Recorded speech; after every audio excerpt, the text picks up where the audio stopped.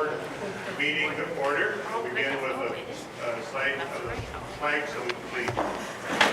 Good. Pledge allegiance to the flag of the United States of America and to the republic for which it stands, one nation, under God, indivisible, with liberty and justice for all. Okay, I'll entertain a motion for the position of board chair.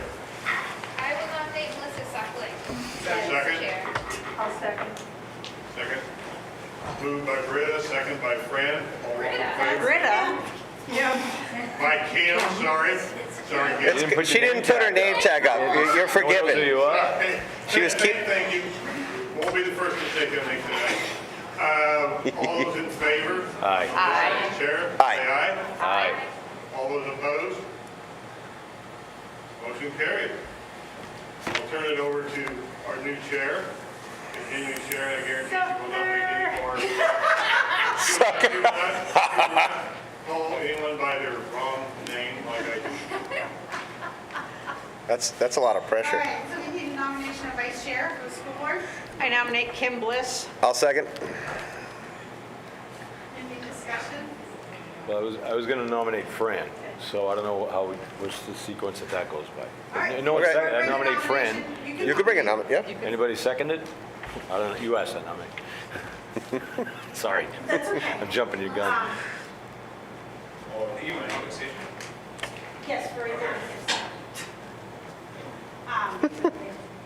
Sorry, the light is glaring in my Yep. eyes. There's also another motion for Fran.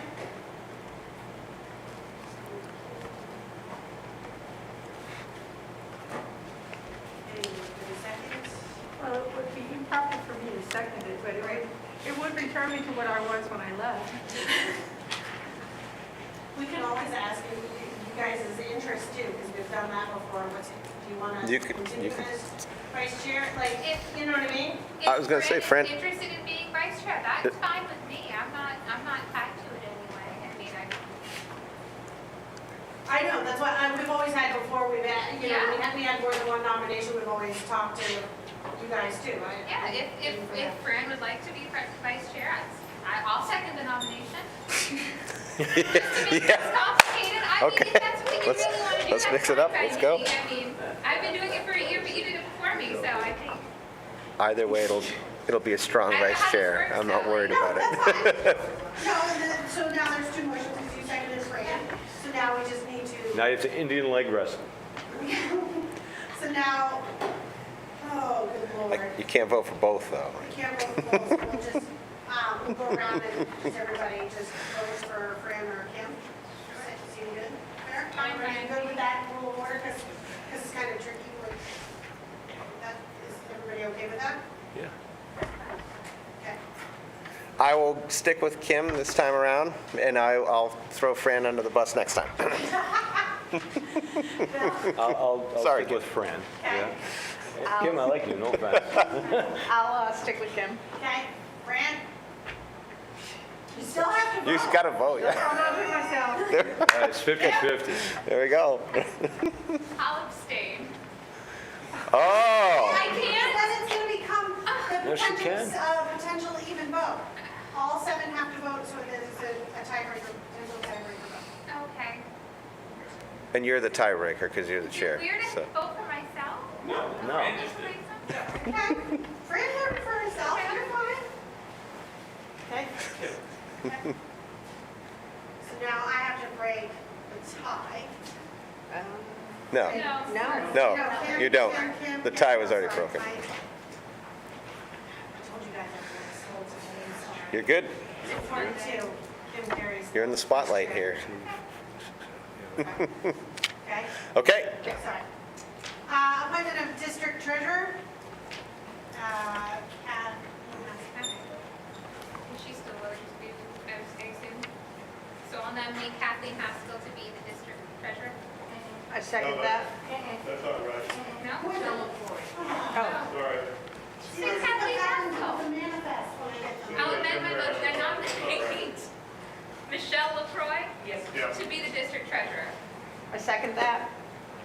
Any further discussion on this group? Okay. All those in favor say aye. Aye. Opposed? Abstentions? Okay. Next, I need an appointment for school board clerk. Ruth, you still in with us? Yes, please. Okay. I'd like to nominate Ruth. I second. We all Any Nice. further discussion? Seeing none, all those in favor say aye. Aye. Opposed? Abstentions? Okay. Next. I make a motion to go to non-public session, RSA 91A32A, the dismissal, promotion, or compensation of any public employee or the disciplining of such employee, with the investigation of any charges against him or her, unless the employee affected, one, has a right for meeting, and two, requests that the meeting be open. In which case, the request shall be granted. RSA 91A32C, matters which, if discussed in public, would likely affect adversely the reputation of any person other than a member of this board, unless such person requests an open meeting. This exemption shall extend to include any application for assistance or tax abatement or waiver of a fee, fine, or other levy if based on inability to pay or poverty of the applicant. And 3, RSA 91A32L, consideration of legal advice provided by legal counsel, either in writing or orally, to one or more members of the public body, even where legal counsel is not present. Second. All right, so this has to be a roll call vote, so I'll call your name. Our town, Alexandria? Yes. Bridgewater? Yes. Bristol? Yes. Danbury, yes. Groton? Yes. Hebron? Yes. New Hampton? Yes.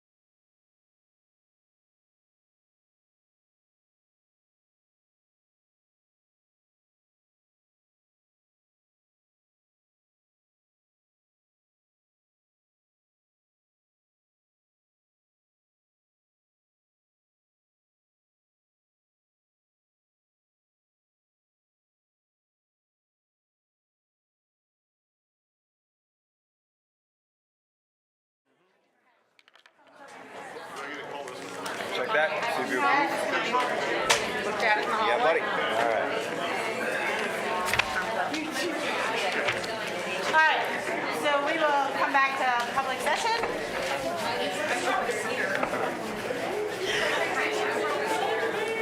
So we will start public session by opening up a public hearing. The Newfound Area School District will conduct a public hearing to approve to use up to $200,000 from the Maintenance Trust Fund for the purpose of purchasing a modular classroom for Danbury Elementary School. I will let you start. Okay, I want to open up by saying that, None of us can hear you. None of us can hear you guys. Is the microphone's on? okay, yeah, I heard that. So I'll try to talk louder. I can get really loud. Is it better now? All right, I'll get my teacher voice here. So, here's the deal. We really went into the modular classroom for Danbury with all the right reasons. Unfortunately, we didn't do the process correct, and that's on me. So really, the hearing. So what I want you to think about is, we're not going to request to take it out of the maintenance trust fund. Okay? Not a proper use of those funds. The public trust is important here, right? And again, I take full responsibility for that. That should have been caught a long time ago. I think maybe our exuberance over finally getting some things for Danbury, like a place to put library books, a place for a classroom for every grade level, a place for other supports that every other school in the district has. The Danbury doesn't have. Probably my own personal exuberance to address some of that jumped over a little bit, the little detail, which is not a little detail, it's an important detail. Yeah, it's not a proper use of those funds, okay? So, I think I talked to the board about it. They do want to hear from the public, though, your thoughts about adding a portable there, trying to get some equity, trying to get closer. And again, there's a lot of things that this district's going to have to do in the future regarding facilities. We all know that. But I think we know in the meantime, it's not fair for the kids that are there to have lesser facilities, lesser access. That's my opinion. But we do want to hear from you. I'm kind of expecting to talk about, the benefits of doing a modular versus those that may not think that's a good idea, good use of funds. We do want to hear that. And we are going to look at other options, remaining funds, general funds, and so on. Again, making sure it's appropriate to do so before we move forward, okay? So I'll turn it back to Melissa so we can, again, entertain public comment for the hearing, the original purpose of the hearing was to talk about modular classes, okay? We good? Okay.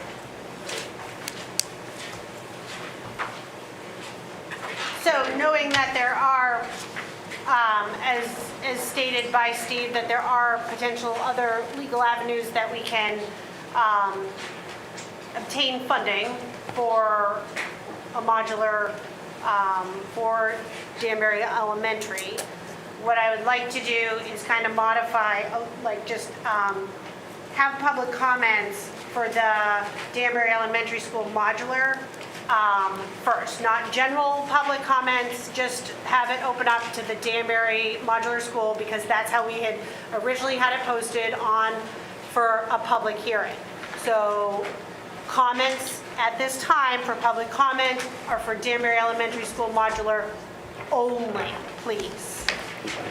So we would like to hear from the public about the Danbury Elementary School.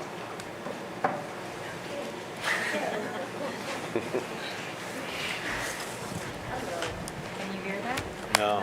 You're going to It's have just- to you're speak as recorded. loud as you can, You're Ruby. That's recorded. more for them Okay. than... That's all. That's as loud as I get. So I just want you to know what we've done in our Name and town. Ruby Hill, I know. Danbury. Yes, okay. Thank That's you. all right. So I just want you to know what the Danbury Education Foundation has done to try to help with this. We have volunteer services from an engineer who's already met with Jason to look at the best placement and type of modular. We have a volunteer excavator to do the site work for free. We have a volunteer contractor who will build the ADA access ramp for free. We have an electrician who's committed to doing the work for free, and another one who's meeting with Eversource this week to look at what would be involved. We have cash donations of $20,000. We have a right-of-way if needed across the back of the property from the abutter in case work has to access the property from another direction so that it's not using the driveway. That's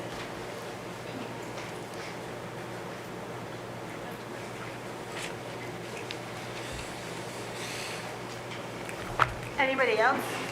I find it hard to believe there's lots of Danbury people out here. Yes, go ahead. Dana? Dana Torsi, New Hampton. I may be the reason of the legality of that was brought up. But anyway, what I'm interested in, my impression is that this is obviously one classroom.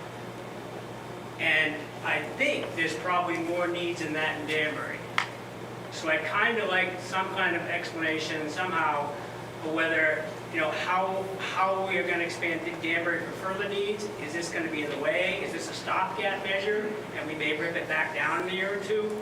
I mean, does this fit into the overall plan? So we're spending 200 grand, somebody's spending 200 grand, and later we're going to spend another $500,000 and it all works out? Or we're going to throw away 200 grand and that's going to cost us money and we're going to cost 500 grand? And as a comment, I don't know why you didn't put it on the ballot, it just passed. But I can address that, the part about what it is. It would contain a classroom and in another space also for some library material. That's why it's a little bit bigger. Library, some of the other related services that we right now are crammed in the various spaces in the main building. I can't speak to down the road. I think we just look right now that, again, not knowing the future, what that building looks like down the road, I just know at this point, and probably at least in the foreseeable future, we're not providing the kids there with the same opportunities the other kids have in terms of basic facilities.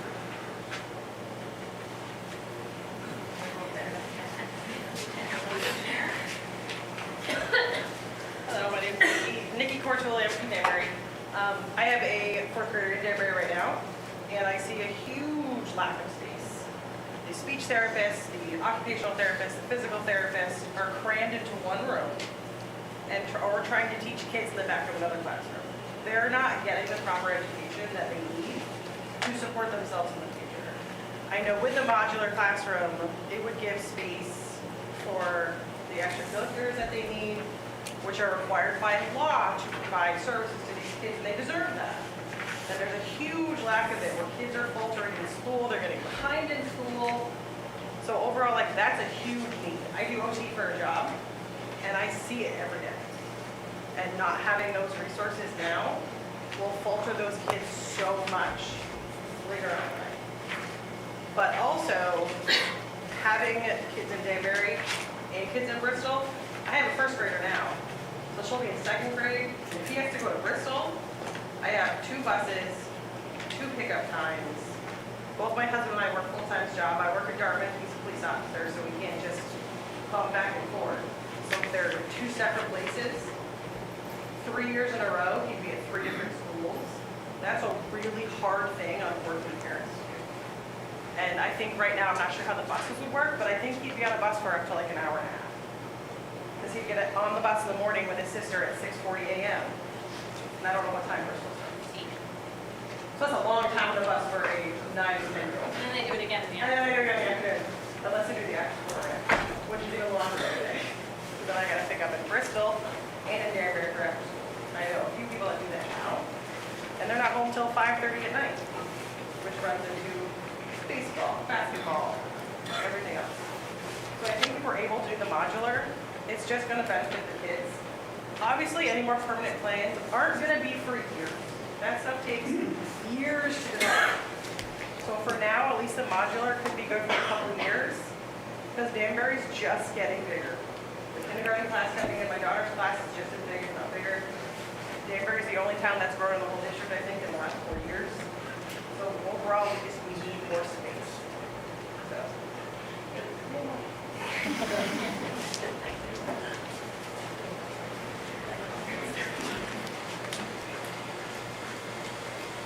My name is Colleen Abbey. I'm an Alexandria resident, and I've taught in Danbury for close to 20 years now. I'm a special educator there, and I've been in every part of the building. I've seen times where speech has had to literally be in the bathroom and put a chair over a table over the toilet and have speech services.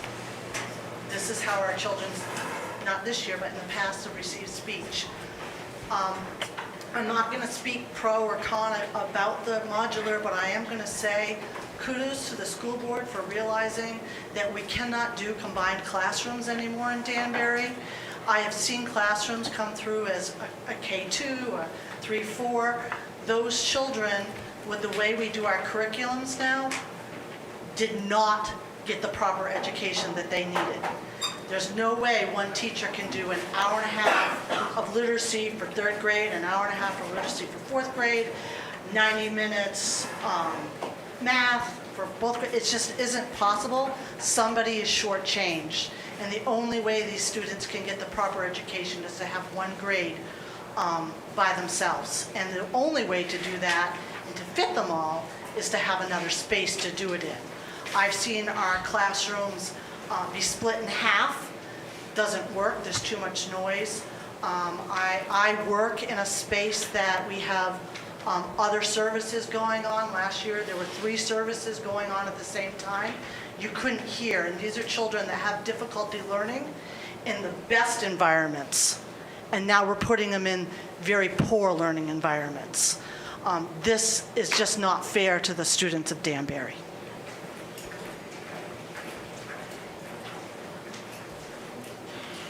Angela Warren, Danbury.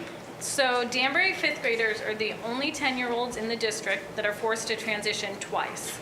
After spending 5 years in a school that they know and love in the town where they live, they're forced to go to Bristol Elementary School for 1 year.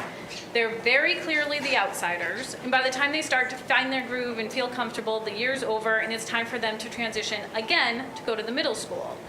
You can ask any 5th grade parent this year that the transition has not gone well, it has not been smooth, and it's not been a positive experience for those students who are at a time in their life where they really, really need positive experiences. As Danbury Elementary School parents, we've been really vocal about this. We've been upset for our children since it was first announced last spring that this year 5th grade would be in Bristol Elementary School. We spent the last year attending building committee meetings, facility committee meetings, school board meetings, trying to find a more fair solution for our 10-year-olds. And the plan for the modular has been a team effort. So I know there was some talk on Facebook about how did nobody know about this, where did it come from? We've been very vocal about this plan for the last year. The money that we're asking the board for is only a portion of the cost. As Ruby mentioned, we've spent the last 8 months or so fundraising and finding volunteers in town to help with this project. As citizens, we've done everything that we can to help move this project forward, and we're just asking the board to help push the project across the finish line and to allow our 10-year-olds to have the same stable elementary school experience that all the other 4th and 5th graders get in the district. So thank you.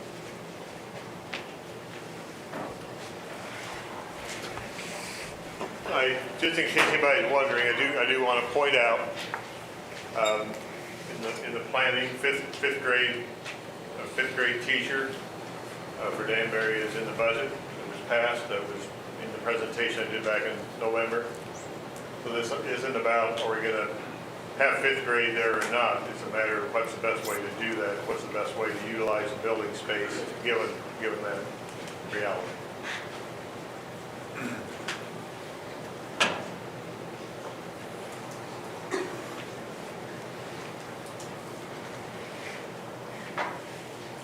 Anybody else regarding Danbury?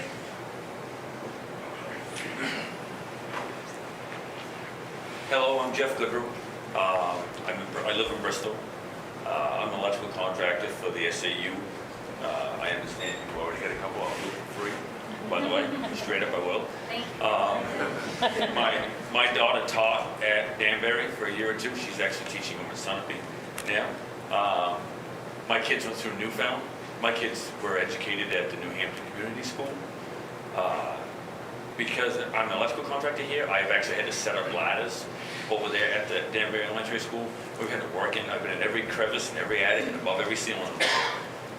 There's no doubt there's a need. I actually I agree with this gentleman on the corner. I'm not sure one classroom's going to cut it. As an electrical contractor, I've been doing it for almost 40 years. Excuse me. There are ways, from what I understand, the general consensus is we already got a teacher. We need a facility to teach the kids in, one that's adequate. So tonight or sometime, we have to decide if we're going to buy it and then sell it later, or we're going to lease it. There are companies out there that lease them. You can call them up and they charge you so much a month, and it's like leasing a car. It's the same thing. If, to your point, you spend $500,000 now or not, assuming $500,000 later on $200,000 now, you're just throwing it away. That's really a decision that somebody has to make financially, whether it's as a group or as the superintendent, who has to make that decision. But the need is real. I absolutely agree with it. It should happen. It should happen this year. Obviously, there's a vote coming on May 15th, or 14th, I guess it is. So we'll know whether we're a town of 4, assuming an SAU of 4 or an SAU of 7 as far as contributing. But I absolutely feel that an added classroom, I actually would say 2 classrooms after being there, are needed, or at least a classroom in some other place to hold with the library and move other entities out to free up the classroom. We need space. At the end of the day, you need square footage. So, anyways, I'm going modular.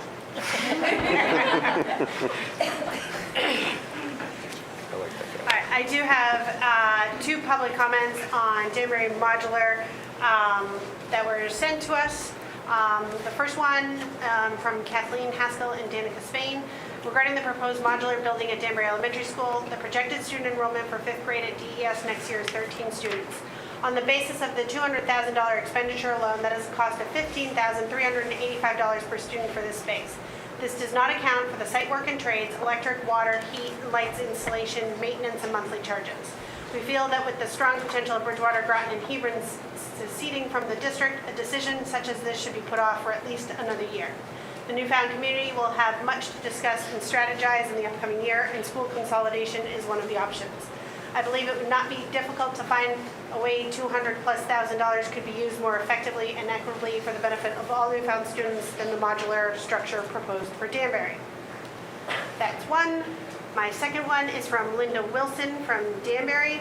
I live in Danbury and I'm unable to attend the school board meeting tonight, March 25th, so I'm sending this message to you. I strongly urge you and the other school board members to appropriate $200,000 from the district budget for the Danbury Elementary School modular project. In addition to the proposed appropriation from the school district, local Danbury cash pledges and donations, approximately $25,000, and volunteered necessary services are already available, along with local volunteers to provide other support for the project. The budget proposal is the result of extensive study and research by the school district and the people in the town of Danbury, and is the best alternative for continuing quality public education in Danbury. Thank you for your attention, and I hope your vote. Sincerely, Linda Wilson. Does anybody have any other email public comments or further public comment? Name's David Goldman from Alexandria. Everybody's talking about modular, but you're not saying how big it's going to be. How many classrooms it's going to hold? How big of a library it's going to be? I don't know. Facilities. Could you tell us that? Yeah, facilities, I don't, Let me look back. it's been a few meetings prior, sorry. There were 2 different ones, and I just want to make sure I get it right, because there were 2 different modulars we looked at. Facilities. We know. I can Do you remember the? speak to that. Yeah, go ahead, Joe. No, go ahead. I didn't. I just go right ahead. If you remember the difference between the 2. Yeah, initially, we looked at just the classroom, and we found that, with a little bit more money, we could get a lot more for our money, get a lot more square footage for our money, so the structure would be big enough to house a classroom and then some other services. I mentioned library being a big thing, trying to get the piles of books out of the cafeteria for one, and if we're able to put some other services there, fine, but the big priority is the classroom and getting library services. I hope that answers your question. I think we have some. I didn't write down the square footage, but there were 2 different. One was slightly bigger, and it ended up being a better deal, square footage wise. But I don't remember the exact square footage. Correct me if The I'm larger one was 700 square feet, and the smaller one was a couple hundred feet small. sounds about right. I don't know if it was 700 or not, but it was, yeah, it was about that, yeah. And correct me if I'm wrong, there was discussion of whether a bathroom needed to be included or not, and I believe there was a way to have it not, correct? Correct. Okay, because they found a way to attach it to the school, correct? That was the, I think, what they were referencing with the contract, the kind of Engineering. awning or whatever to get in and have access to the building Okay. and stuff, yeah. Audrey Pellegrino, Danbury. Just to respond to one of the comments in the emails. 15 years ago, I was on the school budget committee and we talked about consolidating schools then. Please do not make this decision thinking, oh, we're going to consolidate schools and build this grand school in the next year or two. It's been 15 years, nothing's been done about it, so please don't make the decision based on that, but make it based on what the needs of the children are now.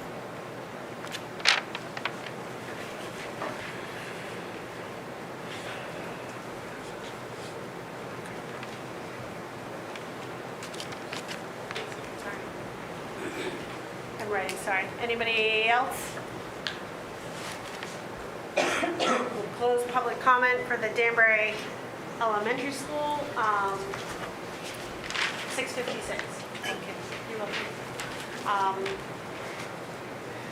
So are we discussing other options now? We have a spot on the agenda.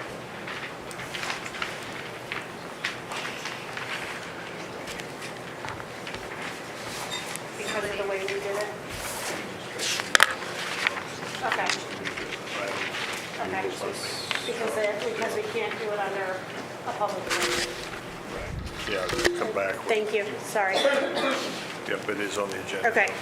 So because it was a public hearing and we're not using the maintenance trust, we will come back and discuss the Danbury Modular further under new business section as a board, just so everybody's aware. It's not going to be ignored. We're just going to talk about it under new business as we move along. So we will close the public hearing with comments for that. The approval or modification of agenda, we'll move on. Under modification of agenda, under new business, we need to add discussion regarding right to know. Okay. Anything else you needed for modification? Anybody else? Yes. Yeah, I don't know if, I don't know what the parliamentary process is for this, but we're going to be talking about, I'm sure some people are here to talk about the libraries and all that. And I'm sorry, can you hear me now? Okay. So I'll put my sergeant voice on. So I know that some folks are probably here to talk about the library. I have a suggestion on how to deal with it, and I don't know when Okay. to introduce that. Yep, no, we introduce it as we go through the budget under new items, under new business items. We discuss, the board discusses things under new business. Okay. That's on the agenda under new business. So That's that what wouldn't we be a change discuss. of the agenda, this, because it's modification. It's not a modification then? We're adding your right to know request discussion Yep. as requested, but under there, there's already review and discuss policies for library. That's Okay. already on the agenda. Okay, good. Okay. Super, thank you. Yep, that's fine. Okay. Approval of minutes for March 11th, 2024. Any gross issues, concerns regarding minutes from March 11th? Okay. Any discussion? Okay, I need a motion to approve the minutes from March 11th. So moved. I'll second. All those in favor say aye. Aye. Aye. Opposed? Abstentions? Abstention. All three abstentions. Okay. Next, we need to approve non-public minutes from tonight, March 25th, 2024. Did you guys all see all review it? Yes. Okay, I'll make a motion to approve them from tonight. Second? okay. Any discussion? Seeing none, all those in favor say aye. Aye. Aye. Opposed? Abstentions? Okay. Next, we will open up for public comments. Reminder, you have 5 for public comments. It's a 5-minute time limit. Just a reminder. Ariel Maloney, Bristol resident and taxpayer, parent of current and future BES students, and chair of the NRHS English Department. I'm here tonight to speak to the board about the recent call for book banning in our school. I object to such censorship on the grounds of 3 main points. Point 1, I object to the claims that these texts are pornographic. I would venture a guess that I am one of the few people in this room to have actually read 2 of the books under discussion, Genderqueer by Maya Kobabe and Looking for Alaska by John Green. First, Genderqueer is a profoundly unsexy book. Yes, it shows illustrations and discussions of nudity, sex, and masturbation, but it is not sexy. Kobabe talks about these things in terms of learning that they are non-binary and asexual. Although it is a graphic novel, it is a relatively slow-moving and repetitive text as the author recounts their emotional and psychological journey toward coming out. And to make it through the whole book, a reader would need to feel invested in reading about gender and sexuality. They state quotes from a neurobiology book and talk not once but multiple times about pap smears, which for anyone who has ever had one are not a sexy experience. Regardless of the decontextualized nature of the excerpts that others have claimed are pornographic, I'm not sure why it would be arousing to read about Kobabe having sex and finding it unpleasant, and I also question the underpinning logic of teenagers seeking out this book in particular when an entire internet's worth of pornography is literally available via their smartphones. Second, Looking for Alaska. This book is a beautifully written and moving novel about identity, friendship, love, grief, and the meaning of life. Yes, it features teenagers talking about and experimenting with sex, but in its 221 pages are more pages dedicated to these boarding school students attending classes, studying, and trying to keep their GPAs up than descriptions of sex acts. John Green put out a video in 2008 when his novel came under fire in upstate New York. Green said that his sex scene was intended to be awkward, unfun, disastrous, and wholly unerotic, which it was, and his intention in writing that scene was to make the argument, quote, that physical intimacy can never stand in for emotional closeness. As pornography is intended for the sole purpose of sexual arousal, that doesn't sound very pornographic to me personally.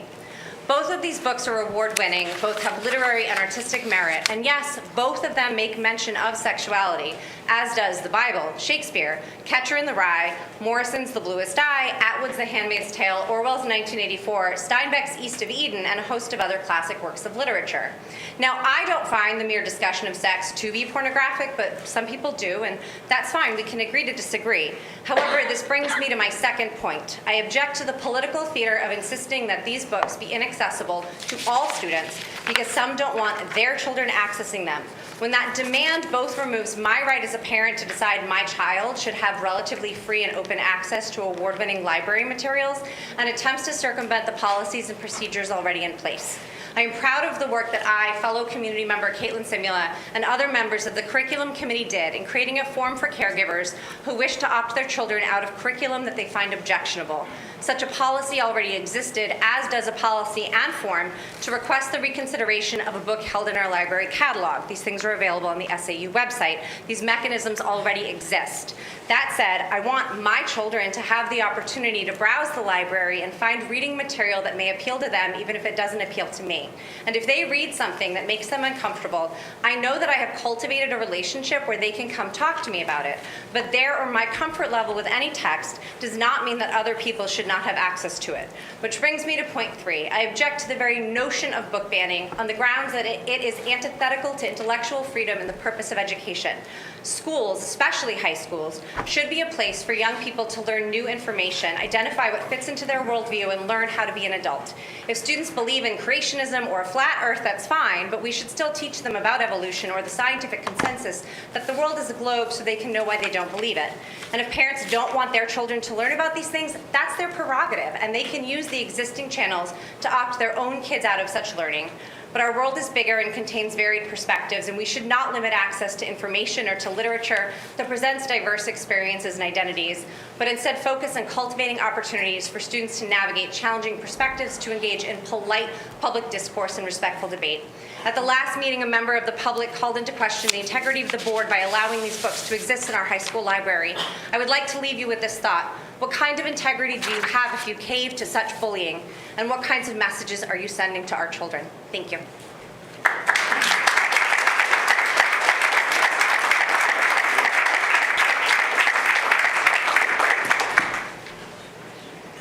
Public comment? Yeah, you can just step up.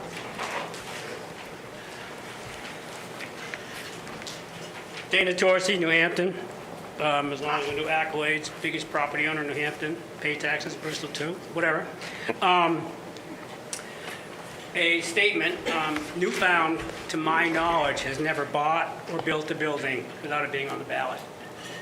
I believe this will pass, I believe it should pass, but I think it ought to be on the ballot. I heard tonight that 5th grade in Danbury goes to Bristol and doesn't go to the middle school. I'm confused about that. Way back when, we ripped all the 5th and 6th graders out and put them in the middle school. Then we brought the 5th graders back to the local towns.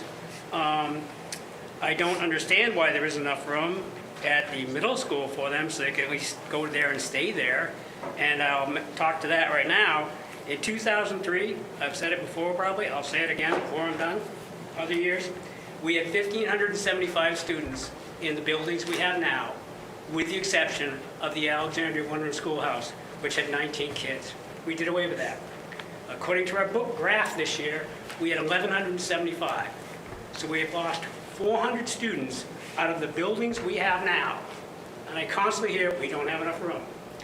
When I graduated in '76, the school spent $1,262,000 for 1,076 kids, which is just 100 less than we had. This year, we had a 1.75 budget surplus, 500,000 more than it cost to educate 1,000 of us. Then, we had 107 employees. Now, we have 250. New Hampton, at its peak, had 184 kids. New Hampton now has 100. And all I hear about is, we don't have enough space. I know where a lot of the space is gone, offices, parking lots, desks for the employees. But I find it very hard to believe when I was in Newfound with almost 1,100 kids, 7 through 12 was over in that middle school, and they can't fit 6, 7, and 8 from all the towns into that middle school now. Thank you.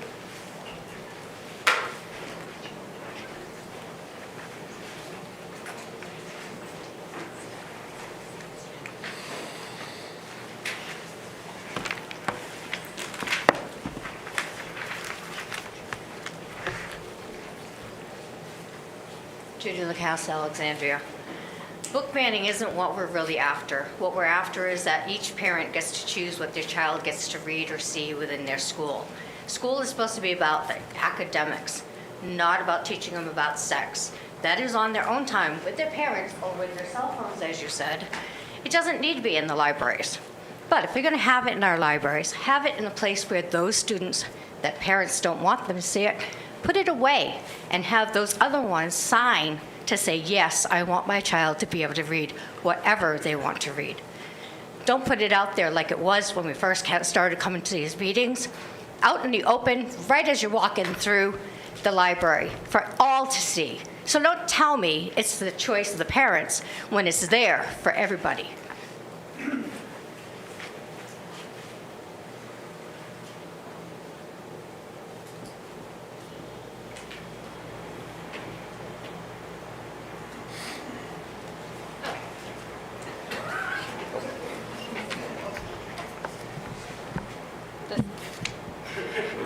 I don't know how.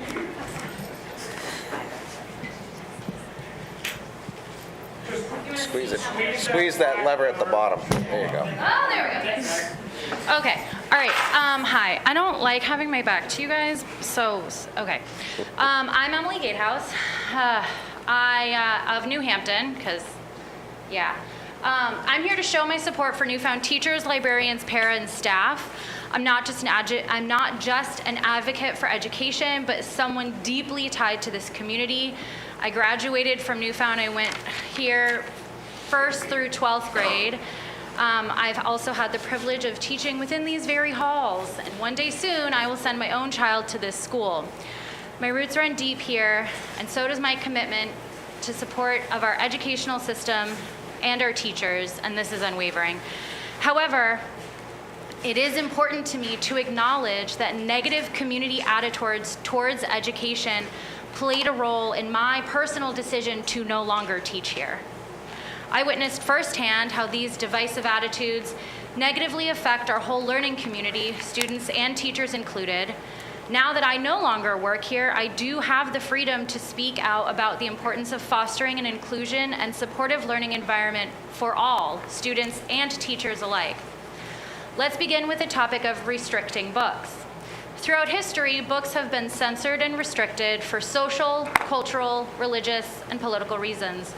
A short list of historic authoritarian regimes well known for restricting access to books are Nazi Germany, apartheid South Africa, and currently we also have authoritarian regimes like Russia, Afghanistan, and China, and all of these countries have banned books and censored books to impose their ideals onto others and to keep criticism or different ways of thinking out of the hands of people. All of these examples are just a few from around the world in history, but they are all examples of a tradition that authoritarian regimes have restricting freedom of speech just because some person didn't like what someone else was saying. Let's not forget that in 1969, the Supreme Court ruled that students do not shed their constitutional rights to freedom of speech or expression at the schoolhouse gate. This is true for other fundamental rights as well. So why are some people trying to restrict freedom of speech for our children, which includes artistic freedom? It's very easy to see the leap from censoring or restricting a few books here and there, as proposed by a few community members, to censoring, restricting, or even banning entire genres and authors because a few people deem them inappropriate. Also, going off of what Ariel said, these books should not be defined as pornographic because the legal definition of pornography, and I can't believe that I have to read this, is material that depicts nudity or sexual acts for the purpose of sexual stimulation. However, the presence of nudity or sexual acts in a piece of media does not necessarily make that media pornographic if the purpose of that media is something other than sexual stimulation. I have also read Looking for Alaska. I'm halfway through and I still haven't got to the sex scene. And also I read All Boys Aren't Blue, and there are like 2 mentions of sex scenes, but the rest of the book is so important and devoid of the context. It's just sensationalistic. By restricting books, we not only limit the knowledge accessible to our students, but also restrict their exposure to diverse perspectives and experiences. As a parent, I am deeply concerned about the implications of allowing others dictate what my daughter can read and have access to. I want my daughter to have access to whatever books our librarians and teachers deem appropriate. I trust the well-educated, competent, and quite frankly, overqualified educators in this district. What books children read is an individual decision that should have no impact on the experiences of other students. Instead of succumbing to sensationalism, fear, or intolerance, we need to embrace literature as a means of fostering empathy, understanding, and critical thinking among our students. I'm asking our current school board members to reject censorship and restriction and to embrace diversity of thought. Let us stand in solidarity and trust our teachers. You must provide them, the teachers, the support that they, the teachers, need to succeed, and therefore our children to succeed as well. And let us always strive to uphold the values of respect, empathy, and compassion within our educational institutions. Thank you. Thank you.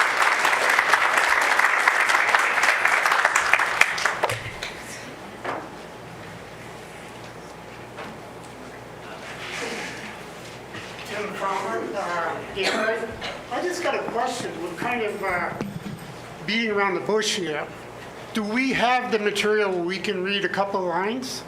And I haven't read it. I just heard about it. I wish I had read it so I could really choose the side here with some information. But doesn't that seem like the only logical thing to see what we're arguing about here? Or is opinions the only thing that matters? So if there's an answer to that, please. If the books are here, is that what he's asking? Nobody has the material? Do we have the material, Jerry? We're going to need a couple of lines. I have May pictures I of just some- respond? I'm going to go for the tallest to the shortest person. My name's Melissa Dillier. I'm from Bristol. I've lived here for 7 years now. I would like to respond on the topic of books and what we allow our students to have access to. First of all, I could read you sections of the Bible that could be deemed very, very inappropriate out of context. Therefore, I do not believe it would be helpful or productive to read the questionable in quotes, content out of context. I invite everyone to read the entirety of the material. Second of all, I would like to state that I was raised in a highly restricted environment where my reading material was heavily monitored. This did not serve me well as a child. It has not served me well as an adult, and therefore I am strongly against any form of restriction based on the beliefs of just a few people. I support our teachers and librarians in the school district. Thank you.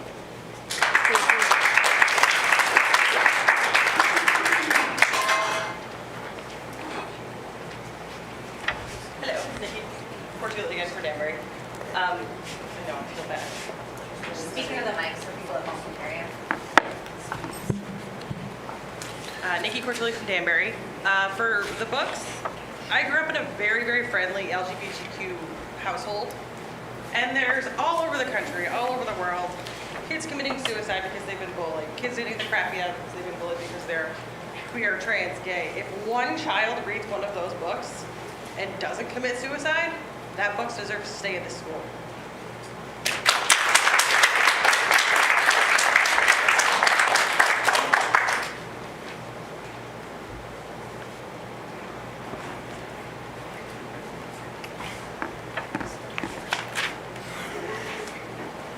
Hello, I'm Mara Miller from New Hampton. I'm a parent with children in the Newfound district, or the New Hampton school.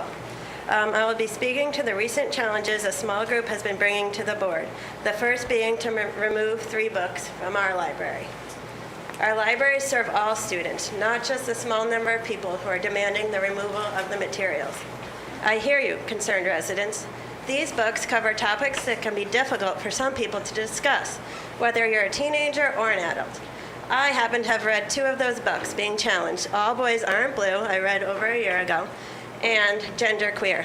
Both can be described as memoirs by authors that identify with the LGBTQIA community. For Kobe's book, I was left with an education on the use of pronouns, and from both books, it was empathy. That is my takeaway from those books. The books being challenged have all won dozens of teen awards throughout the U.S. and have been included on numerous teen book lists.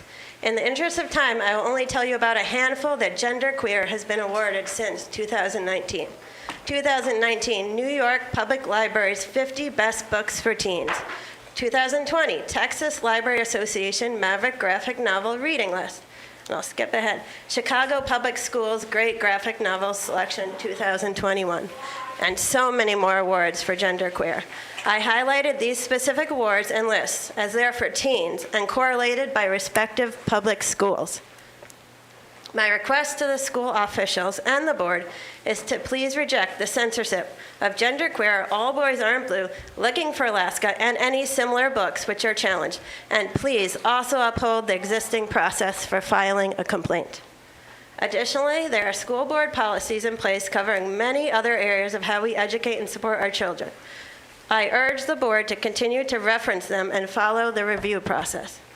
Our school and the board is being challenged in many areas today, including a recommendation from a resident that goes against federal standards to modify a supplemental reading program, and another that challenges teacher training material. Finally, I'm interested in hearing board members' perspective on the agenda item to add a second public comment. If you could please speak to the pros and cons, I would appreciate it, and I'd also love to hear from the public. I've been watching the board meetings remotely this year and currently don't see an advantage to adding a second comment, but would love to hear the other side, because I'm still making up my opinion here. Residents do have the option to email follow-up questions and comments to the board. Thank you for listening.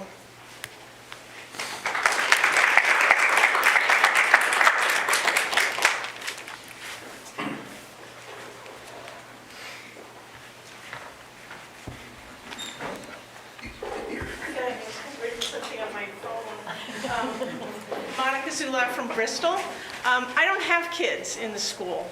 My kids are all in their 30s. Oh, one's now 40. But when they were growing up, they read what they wanted to read, and that was their right.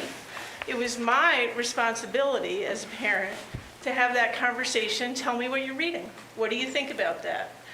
Have you read this book? And I now have that conversation with my 9-year-old granddaughter. I want to know what she's reading. So, there's rights, and I keep hearing parental rights.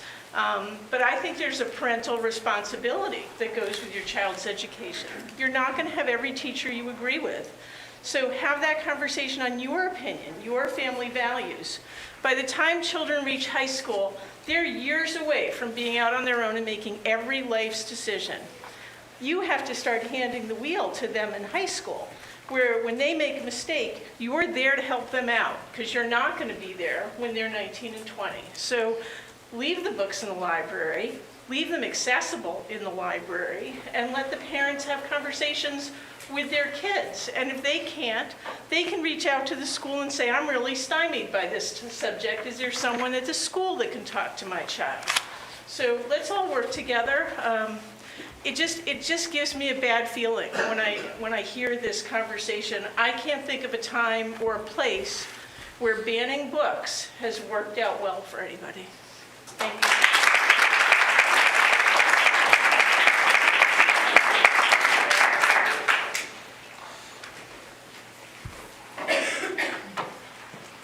Hello. Lucy Randall Tapley, Alexandria. I'm an NRHS graduate as well as an employee of the high school. My office is right in the LMC there. And I'm also a few credits short of my teacher cert in library media. So that's the qualification for school librarians in New Hampshire. I was a precocious reader. My teachers struggled to find the right books that were going to challenge me reading-wise, but not be too much for me content-wise, and they didn't always get it right. My first grade teacher, Mrs. Honeywell, who was beloved in this community for very good reason, I see you nodding, she handed me James and the Giant Peach, and she said, "This is my favorite book. I'm so excited for you to read it." And on page 1, James's parents are killed by a wild rhinoceros, and I was so scared, and I closed it, and I said, I'm not ready for this yet. And that is an experience that I hope every student in this district has, because bumping up against a boundary and recognizing it and knowing that we have the agency to say no, not yet, is empowering, and it prepares us for the future. And that agency to say no is something that every student here has, because none of the books cited in the last meeting are curricular materials. The only students exposed to them are the kids actively seeking them out. And I can tell you that that's not very many kids, because my office is right in the LMC. And when kids are looking for content, 9 out of 10 times they're going to their phones, or they're going to their laptops, or their school-issued Chromebooks, and they're searching the online. They're not looking at the books on those shelves. And I wish they would. As a librarian in training, I'm learning to encourage students to read more books by helping them find the ones that are right for them. I know that not everyone is as emotionally secure as little first grade Lucy was. So if kids need to avoid particular content, I or any qualified librarian will be happy to help them do that by researching the books that they're interested in. If they're troubled by what they'd read, I'd encourage them to talk to a trusted adult, to their family, to one of our guidance counselors, and process that experience so they can come out of it stronger. Lastly, I want to speak to why such content might be included in a book written for teen audiences. At the last meeting, you heard some passages from All Boys Aren't Blue, but here are some of the words from that book that you didn't hear. In writing this book, I wanted to be as authentic and truthful about my experience as possible. I wanted my story to be told in totality, the good, the bad, and the things I was always too afraid to talk about publicly. This meant going to places and discussing some subjects that are often kept away from teens for fear of them being too heavy. But the truth of the matter is, these things happened to me when I was a child, teenager, and young adult. So as heavy as these subjects may be, it's necessary that they're not only told, but also read by teens who may have to navigate many of these same experiences in their own lives. I hope this book will make you laugh at moments. I hope this book will make you cry at moments. I hope this book will open you up to understanding the people you may have never spoken to because of their differences from you. We're not as different as you think, and all our stories matter and deserve to be celebrated and told. With love, George M. Johnson. That's from All Boys Aren't Blue, but it applies to every single one of the books that was criticized at the last meeting. Please, all of our stories matter. All of them deserve to be celebrated and told and read. Thank you.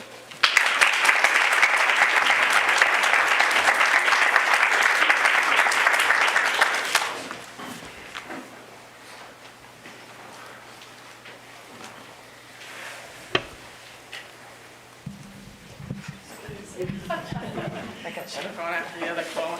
I'm Laura Lee Worthen. I'm from Bristol.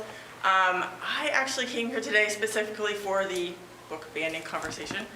I am the mother of a transgender high school student. She is graduating this year, been accepted to UNH for computer engineering, and she's very excited about that.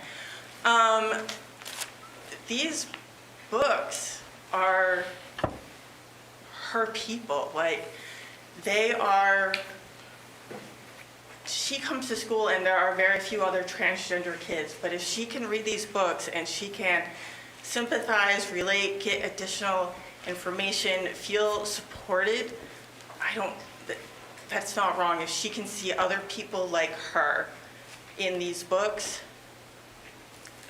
it makes my job a lot easier, honestly, because having a transgender kid is a new thing for us. And it's not easy, the struggles that we experience every day. I was recently told by a state representative that I should be put in jail for it. So these books, if they can be a gateway for her to feel accepted and loved and understood, then it should be allowed in the school for other kids to feel the same way. She is not transgender because of a book she read. I knew she was not like the other boys by the time she was 5. She certainly wasn't reading any of these books. She loved her Thomas the Train, but she was not like the other boys. And now she's blossoming, and she's becoming a really amazing kid. So I think people need to take into consideration not just the small sex scenes that may be in the books, but the books overall and how they can affect kids like her or help other kids understand kids like her.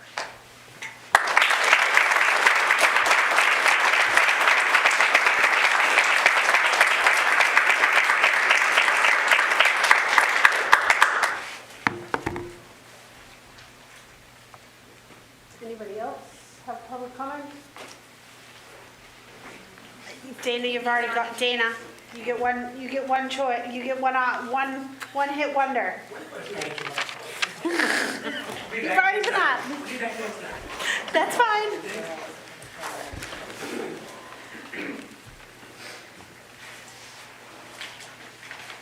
Hi, Christina Burho of New Hampton. I just have a question not regarding the book ban, but in regards to the board, and that is, if it's voted that Bridgewater, Hebron, and Groton do leave the district, what happens to the board in that case? Is it just going to be 4 members? Are we going to consider 2 people from each town, or how will that work? I don't know if that's something you can talk on today or just a general comment, but food for thought.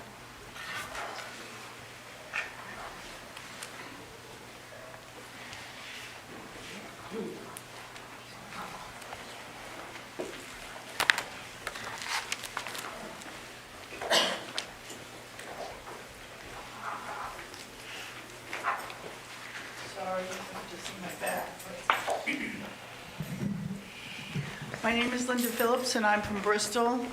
I'm trying to learn your procedures, and I wasn't prepared to speak to the book issue because it's on the agenda, and I thought that's when we'd be talking about it.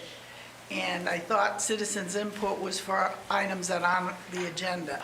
So I guess I have it backwards. Citizens' input is for anything that's on the agenda or not on the agenda.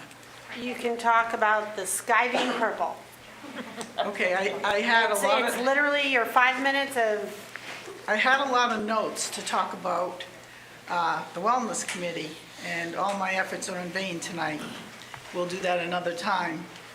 But I just wanted to correct some misunderstandings that go around, and like they say, The truth, false statements travel at way faster than anything, the truth, before the truth even gets out of bed. The false statements are around the world. And no one has talked or discussed or supported a book ban. So please stop repeating false information that creates more division in this community. I'm a parent who adopted a child who was raised in this district. She was shown those types of provocative, pornographic material because she was sold in a network. She was groomed by those books so that when she was approached for sexual abuse, she would consider it normal. We didn't write a book about her adventures because that was personal and counseling was required. Intensive counseling.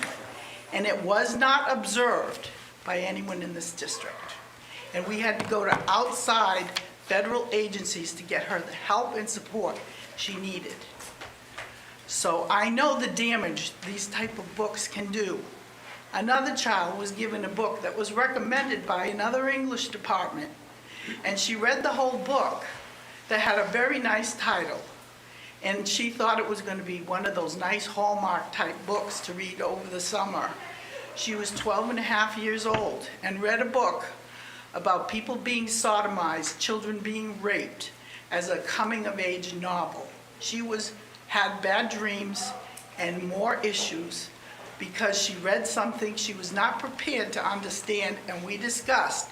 But once a child is exposed to vivid images of sexual abuse, of sodomy, of all kinds of sex acts, it's hard for them to forget. A lot of these parents are probably not aware that their children read these books already in the library, and they go into their little corners and they talk about it, because there's a lot of voyeurism when you're a teenager. Even among girls, it's equally of interest to them because their hormones are raging, whatever hormones they have. But the discussion, I would hope, would get to the point about the policy of the library materials, which is here. But the whole idea of having a school library is to enhance the curriculum according to the law in the state. To enhance the curriculum, and it's to support educational programs. It's not about if you want your child to read some book about sex because you don't want to talk to them. You can go to the public library here, or you can go to a bookstore and buy it for your child. No one has banned any books because they can be sold. They're sold all over the country, even though 1,600 districts have banned some of these books. It's not a sin to find something that is not appropriate or age appropriate for your child to be exposed to because some other kid thinks this is a good joke, or they'll know how to do whatever next time, like in the genderqueer book. He was not uncomfortable with being approached for sex because he was addicted to porn for 6 years. Those are not good habits we want our children to employ. And some things, they affect our culture in the long run, and they affect successful relationships with the opposite sex or the same sex, whatever. So the primary objective of the library is to enrich and support educational programs in the school. It's a duty of the school library and media centers to provide a wide range of material of all levels of difficulty with diversity of appeal. The centers have a responsibility to provide the materials for pupils, teachers, and administrators. But it says, while the legal responsibility for the purchase of all instructional material is vested in the school board, the responsibility for the selection of library materials has been delegated to library staff. Your 5 minutes is up, Linda. Okay, thank you. Thank you.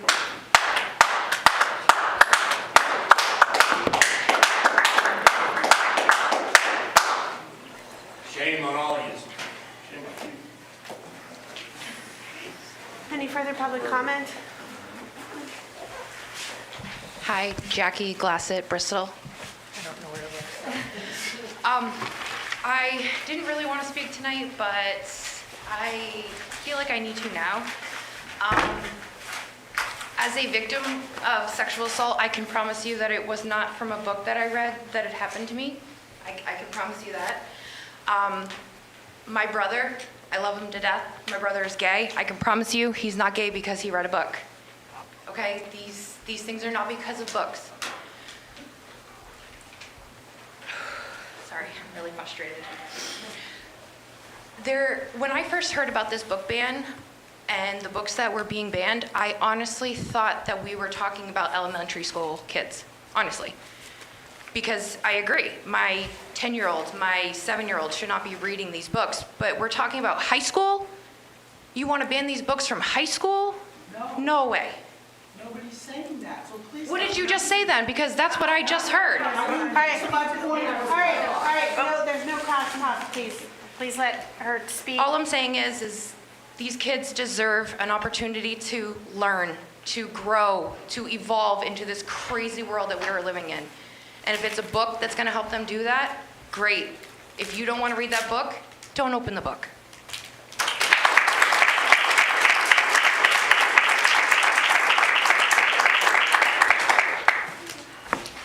Calling Abby Alexandria. I too was not going to speak, but people might not be advocating here and saying, yes, let's ban books, because I haven't heard that either. But I have seen emails from people in this room that are advocating that. So you may not have the guts to stand here and say it out loud, but this is the intent, I believe the intent of many that are in this room today.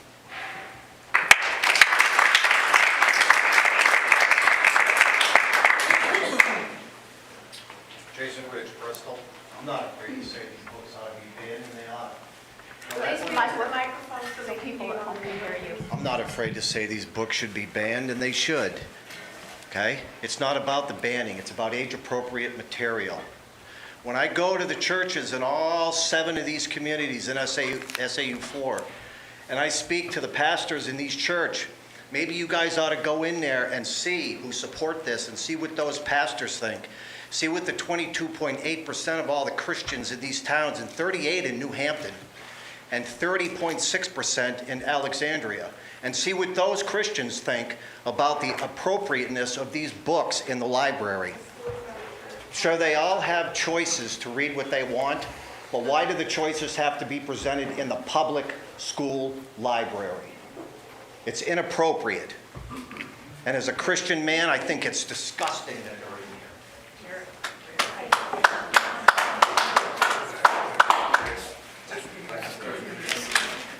My name's David Golden, and I'm from Alexandria. The man who just got up and called himself a Christian, religious, and everything. Have you read the Bible? Yeah. The Bible has got the most pornographic book you could read. No, it's not. Yes, it is. It's not in the There's sodomy. There's sodomy in the book. There's rape in the book. There's all kinds of sexual attitudes in the book. And you let your kids read that, you have no business banning any books to people in the school.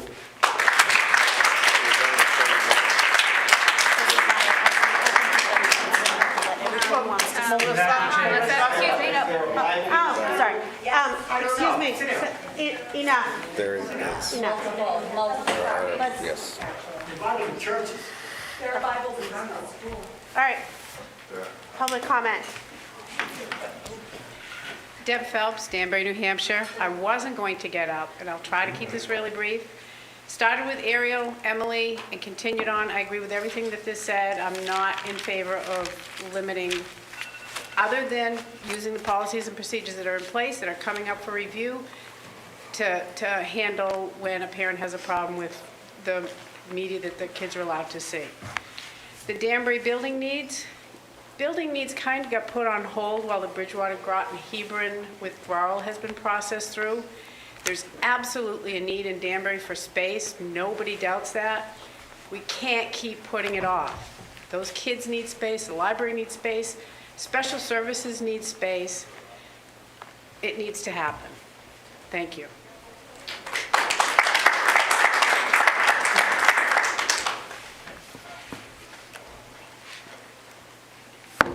All right, I have, sorry.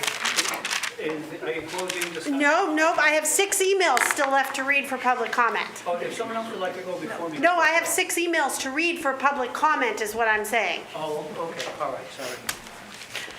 So we still got some time to go. Okay, Gary Phillips, Bristol. I really am filled with regrets. My daughter was on the way to bring my notes because I gave a lot of thought and reflection to this. But first of all, let me say something educational and helpful. I'm not going to boast about my biblical knowledge. When all these acts someone alluded to are recorded in the Bible, they are exemplary as something to be condemned, not approved of. Not approved of. Thank you. Go ahead and read Romans 1. Go ahead and read 1 Corinthians 6. Go ahead and read about all the judgment that fell on David when he violated his marriage vows.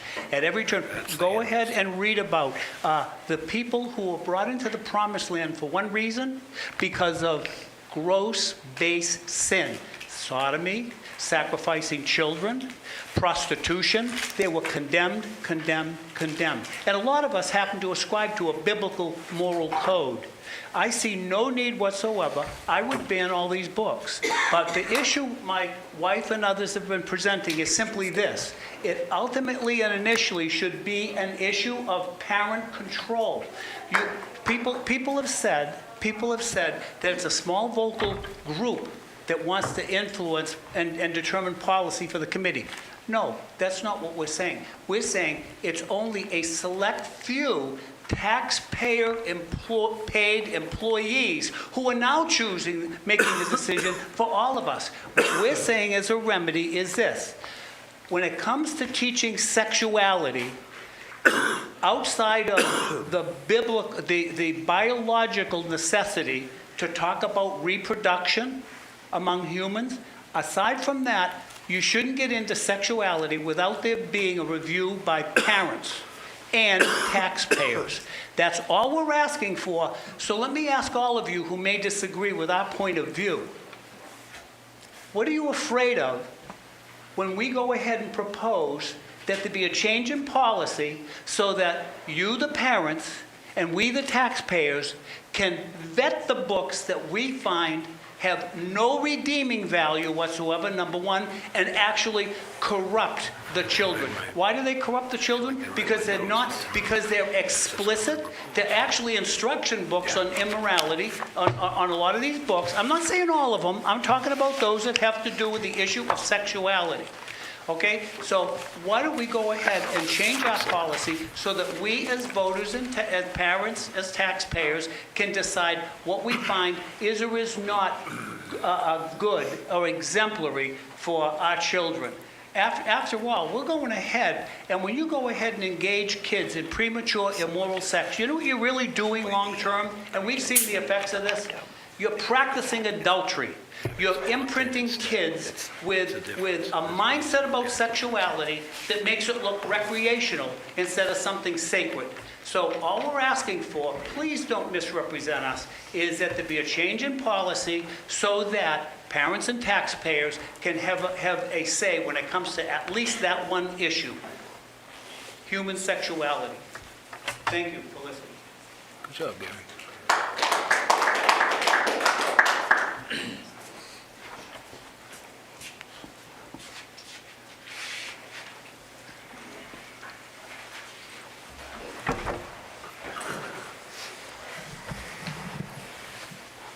I'm going to change topics slightly. My name's Kelly Unteet, and I live in Alexandria. Over the weekend, I was made aware of a coordinated effort underway between some of the incoming members of the school board and some local political activists to define things that must be done in the next 12 months to ensure the district is on the right track for the next 5 years and beyond. This group seems to highlight as its primary tactics for achieving their aims, 1, flooding the zone and overwhelming all board and committee meetings so that the board has to move the meetings to the auditorium because so many people who agree with us attend. Additionally, they seek to rewrite, rescind, and/or create district policies that reflect their political aims. They believe that this has been successful over the past several months, as identified by the spectacle created around the wellness policy, the complete scene at the last board meeting, and what they see as progress towards banning social emotional learning. There are more than a few reasons that I'm alarmed by this. It's clear that the group has no direct connection to or understanding of the district, its schools, the learning that takes place within those school buildings, or the diverse experiences of newfound families. Additionally, in an effort to advance their ideology, this group is taking advantage of a lack of knowledge and information about the district throughout the community and filling those gaps with their own narrative. Lastly, much of this effort, not all, but much of it, is being pushed by a number of residents from the 3 towns that are planning to withdraw from the district at the end of the year. To quote, "Whether or not the district splits, these things must be done." With all of that in mind, I want to share 2 thoughts with the board tonight. Firstly, please continue to follow best practice as it relates to instruction on and support for literacy. As a parent of a child who was in kindergarten during the 1920 school year and whose learning relative to early reading and phonics was severely impacted, I have seen firsthand the skill and expertise of newfound staff as they evaluate gaps in knowledge and work with parents to develop personalized learning plans.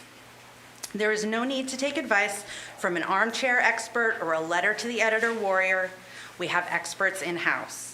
Our family has had a successful plan in place, and in collaboration with our teachers, we're seeing double-digit advancements in reading scores for decoding, accuracy, fluency, so on and so forth.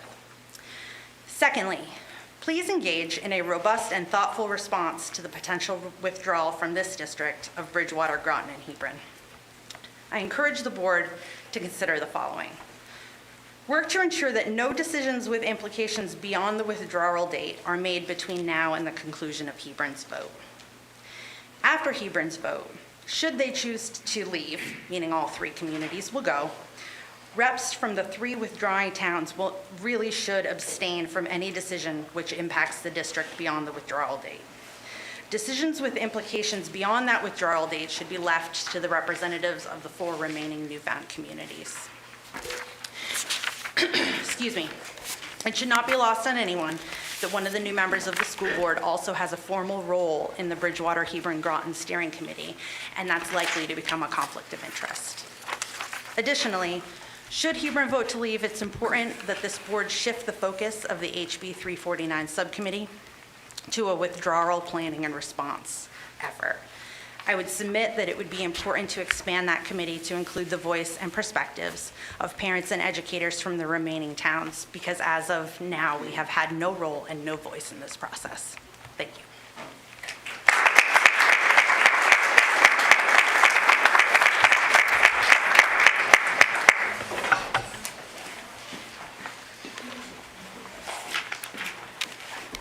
All right, I will start the email reading for public comment section. Good evening. This is from Siobhan Kozult.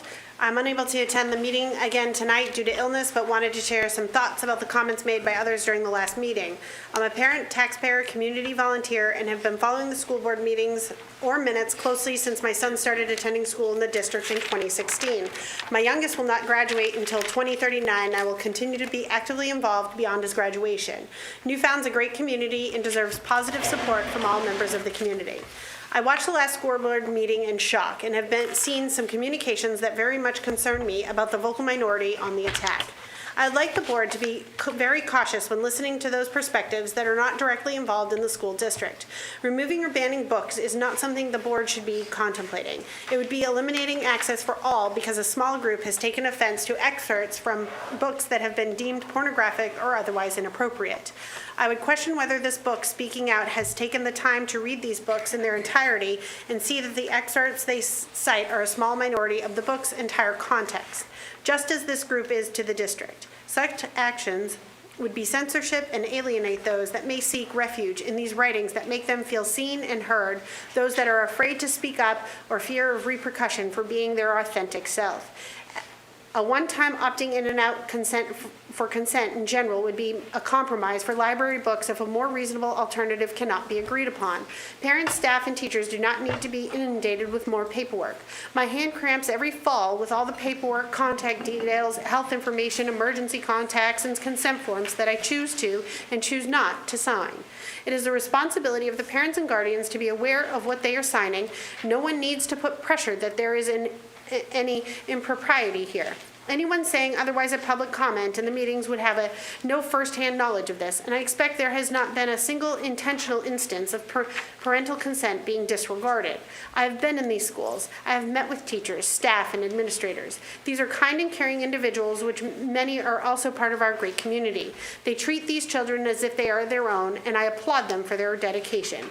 We are newfound, and we are lucky to have so many compassionate educators among us. Please continue to serve the community in a way that is fair, ethical, and equitable. Remember the primary stakeholders in all of this, the children receiving the education. Respectfully, Siobhan Kozalt. Next, Shelby Hemingway.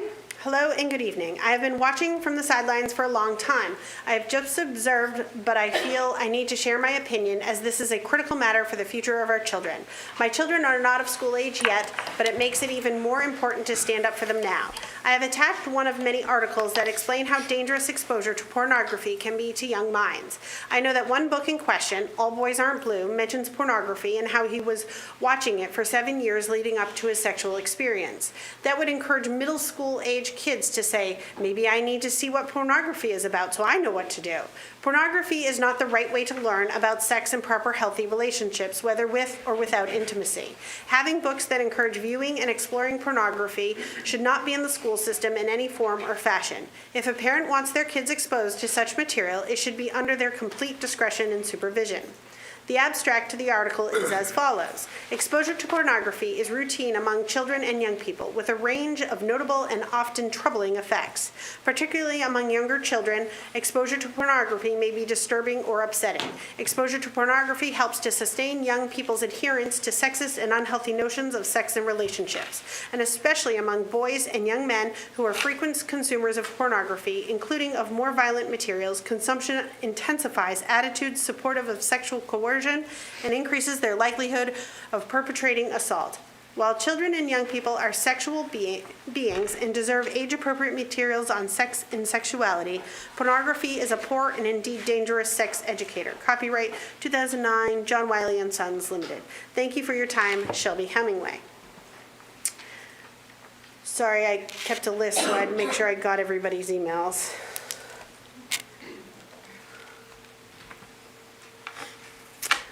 All right, this is from, Christine McGurkin, Bristol. Dear school board members, it has come to my attention that community members are requesting the removal of books from the library. The books specifically addressed were All Boys Aren't Blue by George M. Johnson, Looking for Alaska by John Green, and Genderqueer, a memoir by Maya Kobabe. I recognize and appreciate there are controversial themes in these books. However, I would like to urge you to keep these books in circulation. When we remove books, the message we are sending is one of avoidance. It is unrealistic to think that our young people will not be confronted with drugs, alcohol, sex, or questions of sexuality. Books allow a safe place for our young people to explore these issues. As a parent, I would like to have the opportunity to help my child navigate these issues. Books are a great way to begin conversations. If you are uncomfortable with your child reading a particular book, or you don't feel that they are mature enough, talk to them. Or better yet, read the books along with your children.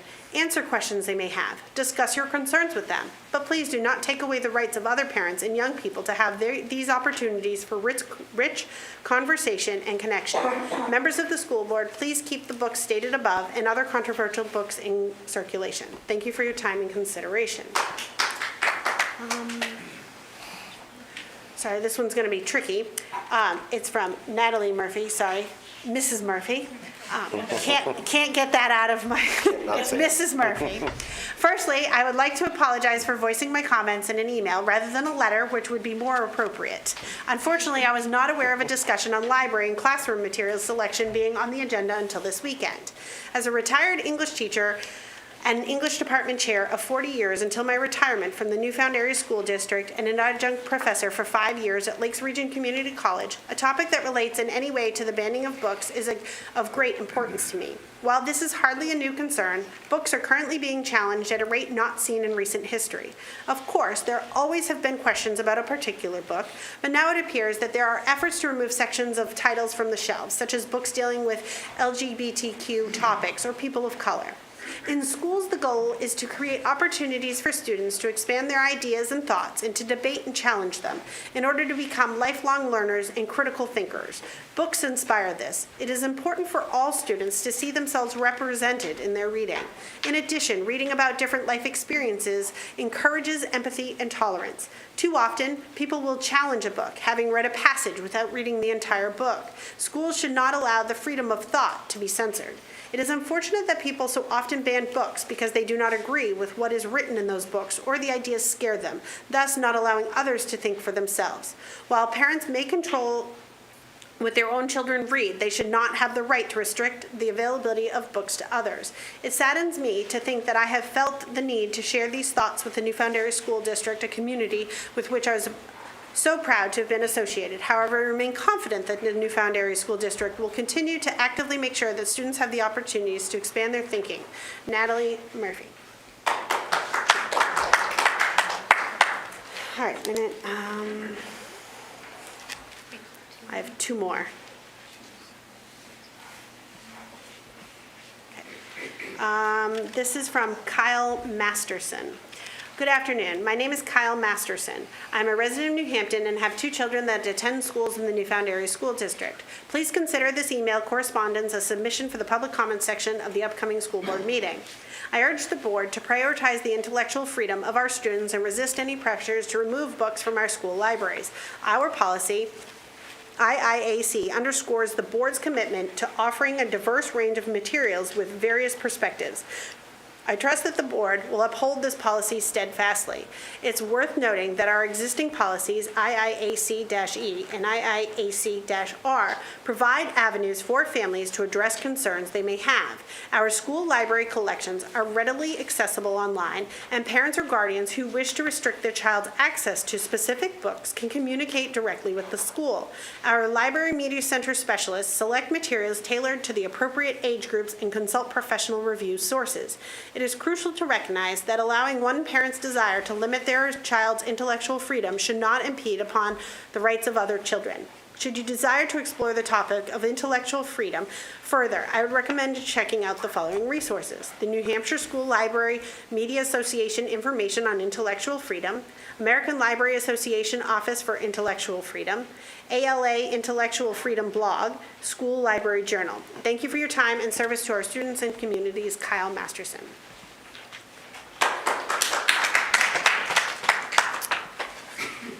And Erica Matson.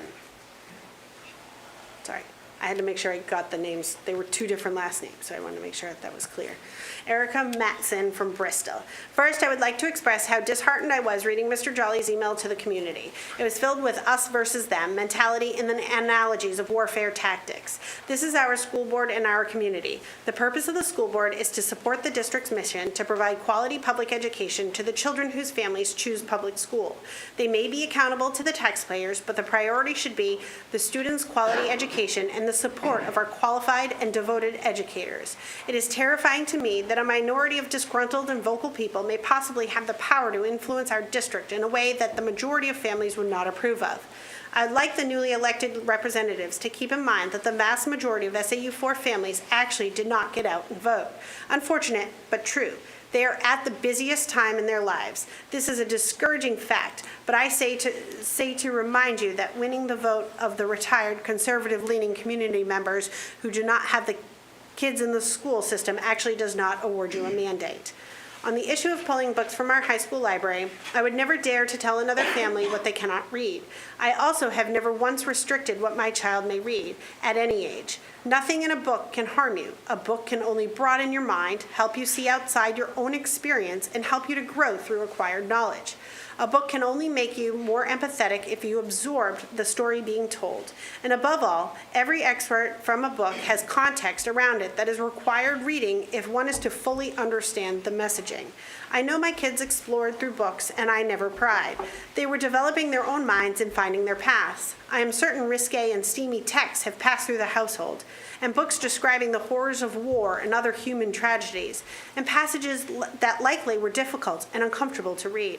My kids turned out fine. The first one is an officer candidate with the U.S. Navy on full scholarship, and the second one is currently serving in the AmeriCorps. I want my youngest kid to be able to have the uncensored education and resources his sisters had here at Newfound, because getting your hands on stories, no matter if they make some people uncomfortable, is part of developing into a thinking, autonomous adult.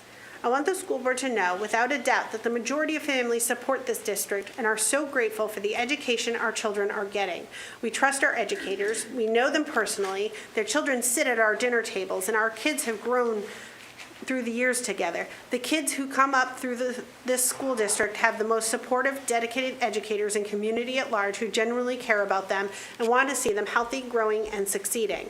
Let's keep that going. We support you because we know firsthand how you support our students. Thank you, and keep up the great work. Though I have two other ones that I don't think you were, I just checked, you weren't on the email for them. Okay. So I have two more. I don't know if you want me to forward them to me, if you want me to just. You can, I'm more than happy to take a break. I figured. I am more than happy to take a break offer. reading. So one that I have is from Megan Campbell. I hope everyone can hear me. I'm not good at projecting my voice. Dear members of the Newfound Area School District, I hope you are well and in good health. I am reaching out to you as I was alarmed to hear that certain titles in the NRHS library are being challenged. I do not often speak out publicly, but book banning undermines education and prevents our students from making educated choices. Libraries are a cornerstone not only of communities, but of a free and democratic society, which I truly believe you all want to maintain. In our Declaration of Independence, when individuals were fighting an oppressive government, our forefathers wrote, quote, "We hold these truths to be self-evident, that all men are created equal, that they are endowed by their Creator with certain unalienable rights, that among these are life, liberty, and the pursuit of happiness." Notice that they did not write, quote, "all men who agree with me." Librarians collect and maintain information for a broad spectrum of people. We are not a purely Christian, purely heterosexual society. We have many different people in our community who are guaranteed all the rights and privileges that their neighbors enjoy. Libraries are devoted to serving the educational and informational needs of everyone, and not just those with the loudest voices. Though some individuals may be offended by a library resources, others may not have that same perspective.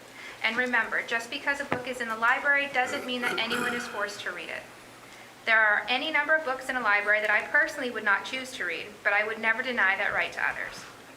Lastly, have faith in our children. Do not assume that they will read a book and then instantly adopt that lifestyle, ideology, or religion. In high school, we train students to be critical thinkers. They will not read one book and instantly forego the values we as parents have tried to instill at home. They might just learn more about people who are different from them, gain empathy, and continue a tradition of a free and democratic society. Thank you for your time, Megan Campbell. She did not share her town. Bridgewater. Bridgewater? Okay. The other one I have is from Sarah Cutting, who's from Alexandria. To the NASD School Board, members, and public.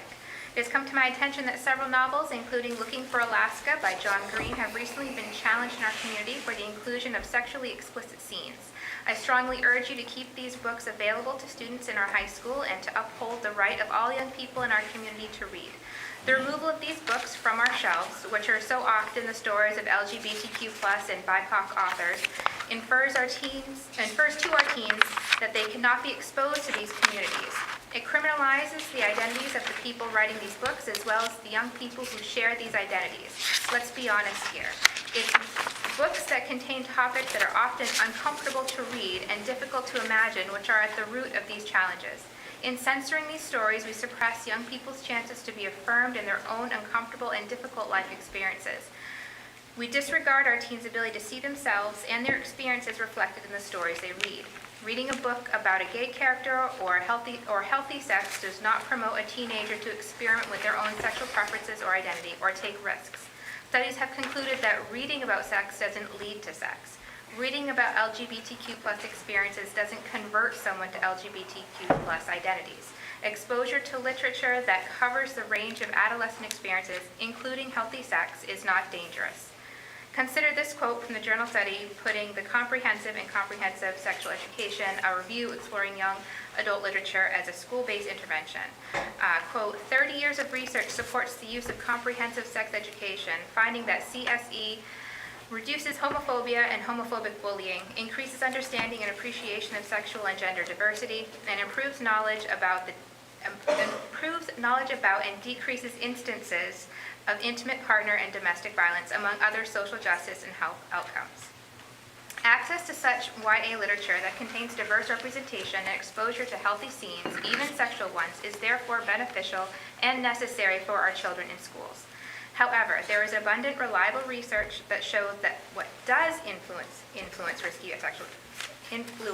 risky sexual activities, unstable home lives, access to alcohol and drugs, peer pressure, and lack of open, positive communication between parents and teens. Additionally, teens who participate in frequent daily social media have a 77% increased odds of actually participating in sexting, transactional sex, and unsafe sexual activities, since she cites social media use and health risk behavior in young people.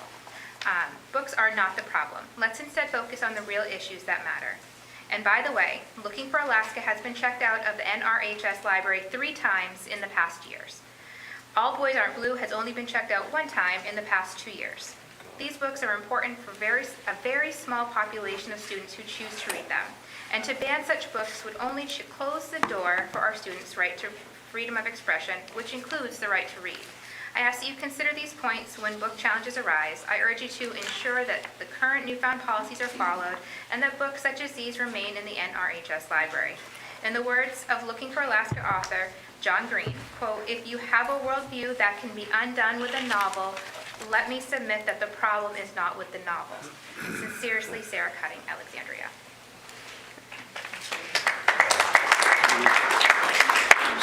There was one more, I think. Steve, were you going to talk about Aubrey's? I have Aubrey's here. We have, okay. Yep. Dear Aubrey Friedman, Bridgewater. Dear school board members, it was brought up at a meeting in January about bringing back the second public comment period as we had several years ago before the school board voted to get rid of it.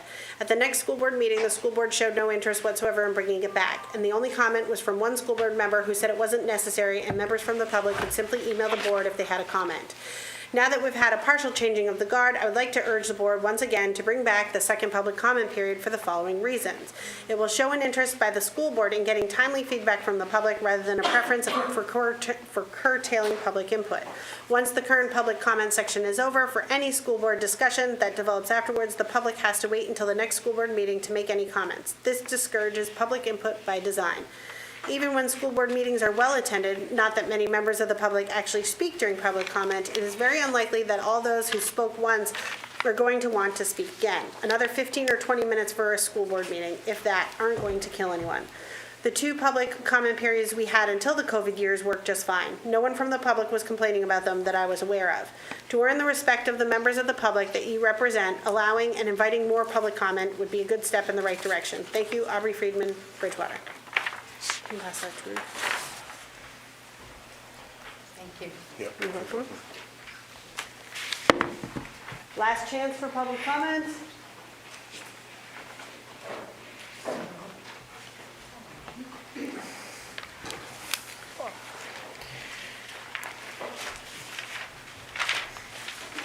Might take a bit, rewrote it a couple times. Hi, Bob Brooks Hebron. Back when I was 12 years old, I read a great book called Fear and Loathing in Las Vegas by Dr. Hunter S. Thompson, in which lots of various drugs were taken. Now let me tell you, I love that book, but it also let me follow that up with that it didn't make me want to take those drugs. It made me fall in love with the good doctor's writing style, a feeling that still continues to this day. Would I be allowed or given the opportunity to read that book today if I grew up in this area? It would probably get taken off the shelf or not even have been put on. Please keep the offending books on the shelf where they belong, not hidden away. If anyone would bother to look at the books on the nationwide banned book list, those are some of the greatest books ever written, so please seek them out. Thank you.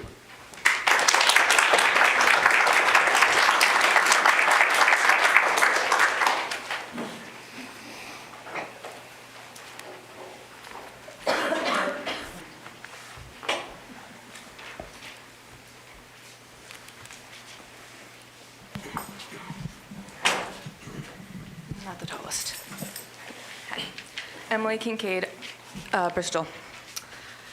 When we talk about these books and removing certain books from the library, when we say they're inappropriate, we are telling the kids that relate to them, when we remove them and restrict them, that they are also not welcome.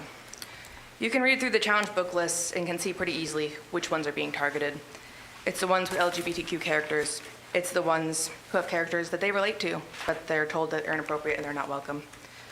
I was entering middle school when I knew that I was not straight, and I didn't read any of these books. In fact, most of them had not even been published yet. However, I did hear and read a lot of discussion about how I was not welcome. I was unnatural. It was a sin, and that kids like me were the problem in society, and that we should be shunned as well. And I'm lucky I had the family support and school support that counteracted a lot of those things that I was hearing growing up. I was also lucky enough to be the president of my college's LGBTQ Pride Club. In each weekly meeting, I saw a timid college freshman sit back quietly in the meeting room as people chatted and played card games and talked about their times at the college and the classes they were taking. And I listened to these college students talk, and I learned things about that this was their first time being able to openly acknowledge that their identity and what they were experiencing. They had always lived in a community and a family that was hostile to them. Many had contemplated ending their life because they knew they would never be welcomed at home, because that is what they heard. Reading these books, characters that relate to them, save queer lives. It gives these teenagers and these children an opportunity to see someone that when they have no one else that is like them in their lives. It's a glimpse of what someone who is also like them. One particular person who regularly attended these meetings said something that sticks with me to this day. They said, "I didn't know until I got here that I could come out and be happy. I didn't think I would ever see something like this. I didn't know I could be welcome somewhere." We are not just talking about removing books, but content that we don't like. We are talking directly to the students that see themselves in these characters, that are going through these same exact things, and we're teaching them that they should not be welcomed here either, that they're not supposed to be in this school, and that they're not supposed to be the way they are. We're not just talking about content and books and pages and scenes that we don't like. We're talking directly to these students, and they deserve to be able to be in this school as well.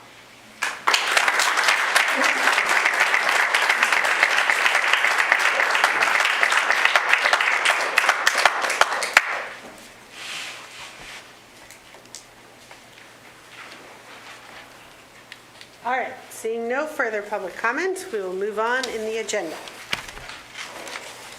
We will start with correspondence, lead levels, and water reports from Jason Torsey. We got the email, right?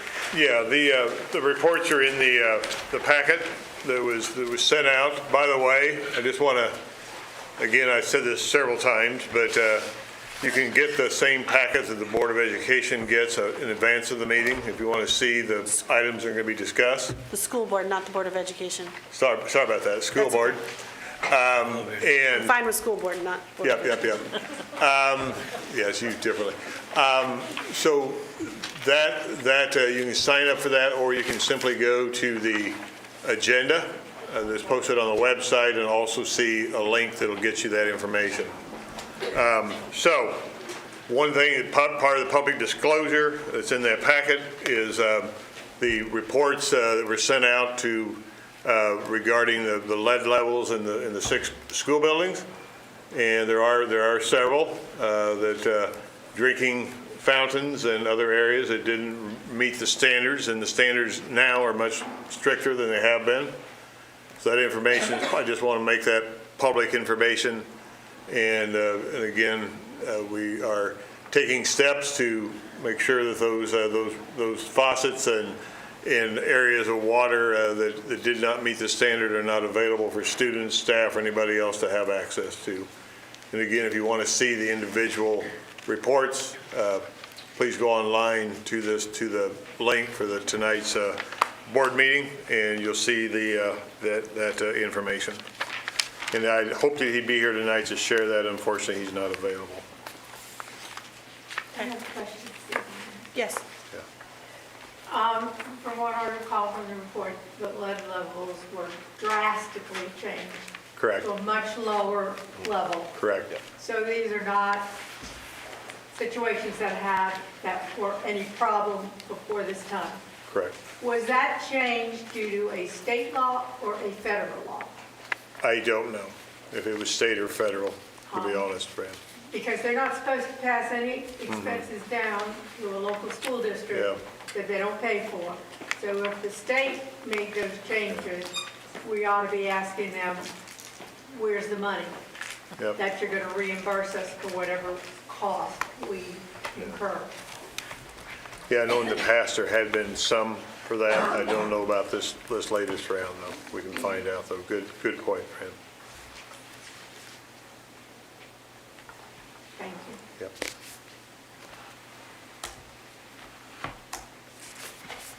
Okay. Any further discussion? Okay, moving on to superintendent report. As soon as I get it back up here.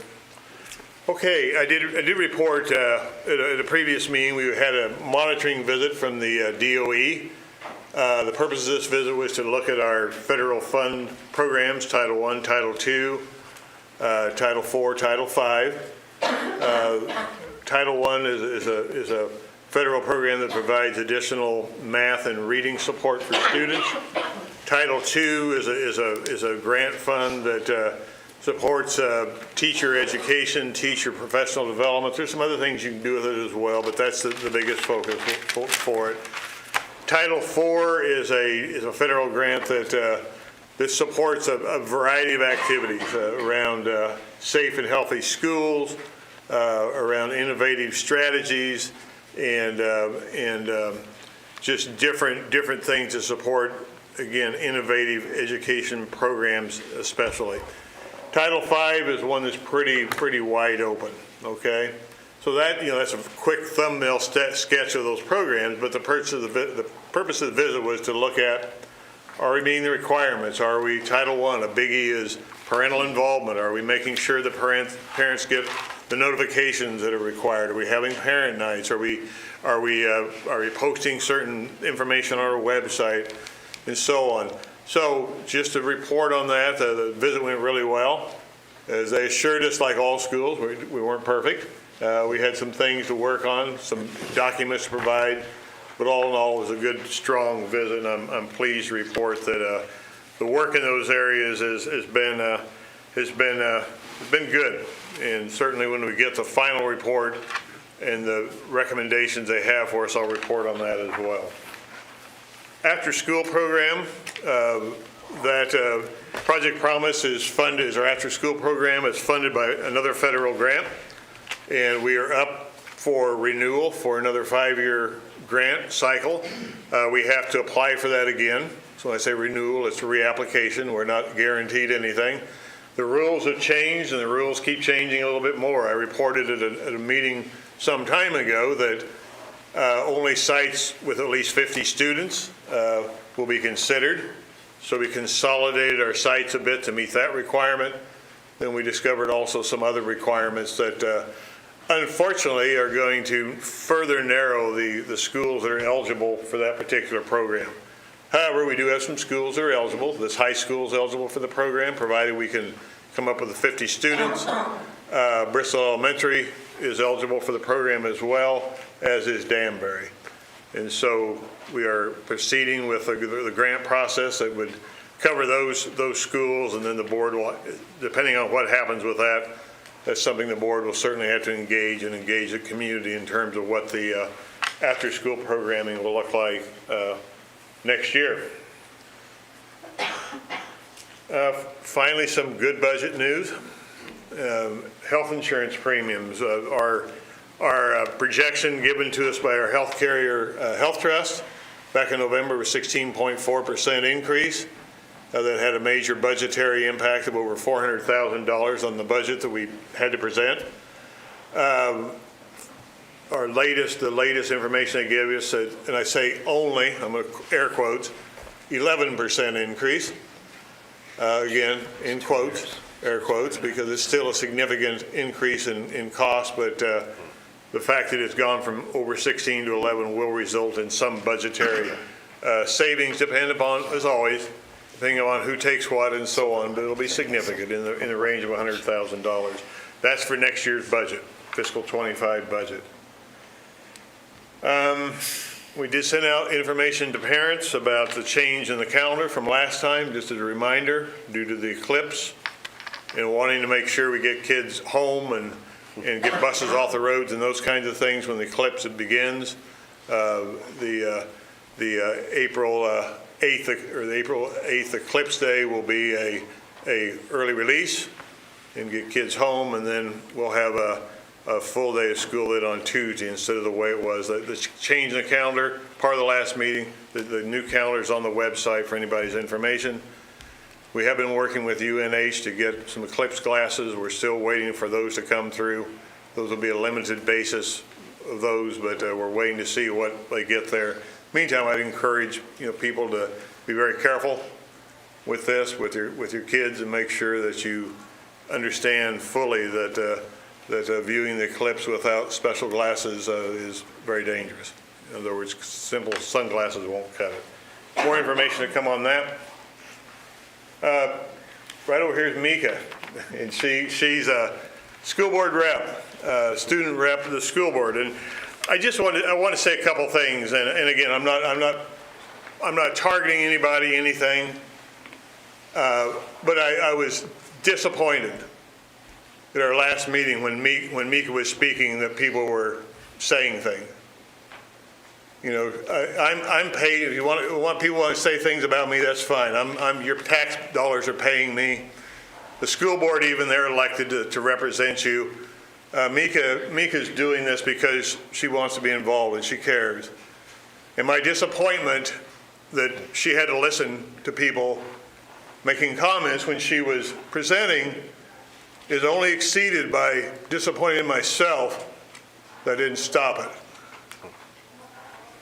I just want to make that statement and hope that in the future, and we had some rough moments tonight as well with each other. That's one thing, adults and adults, but I hope in the future that our student rep is given the respect that she deserves.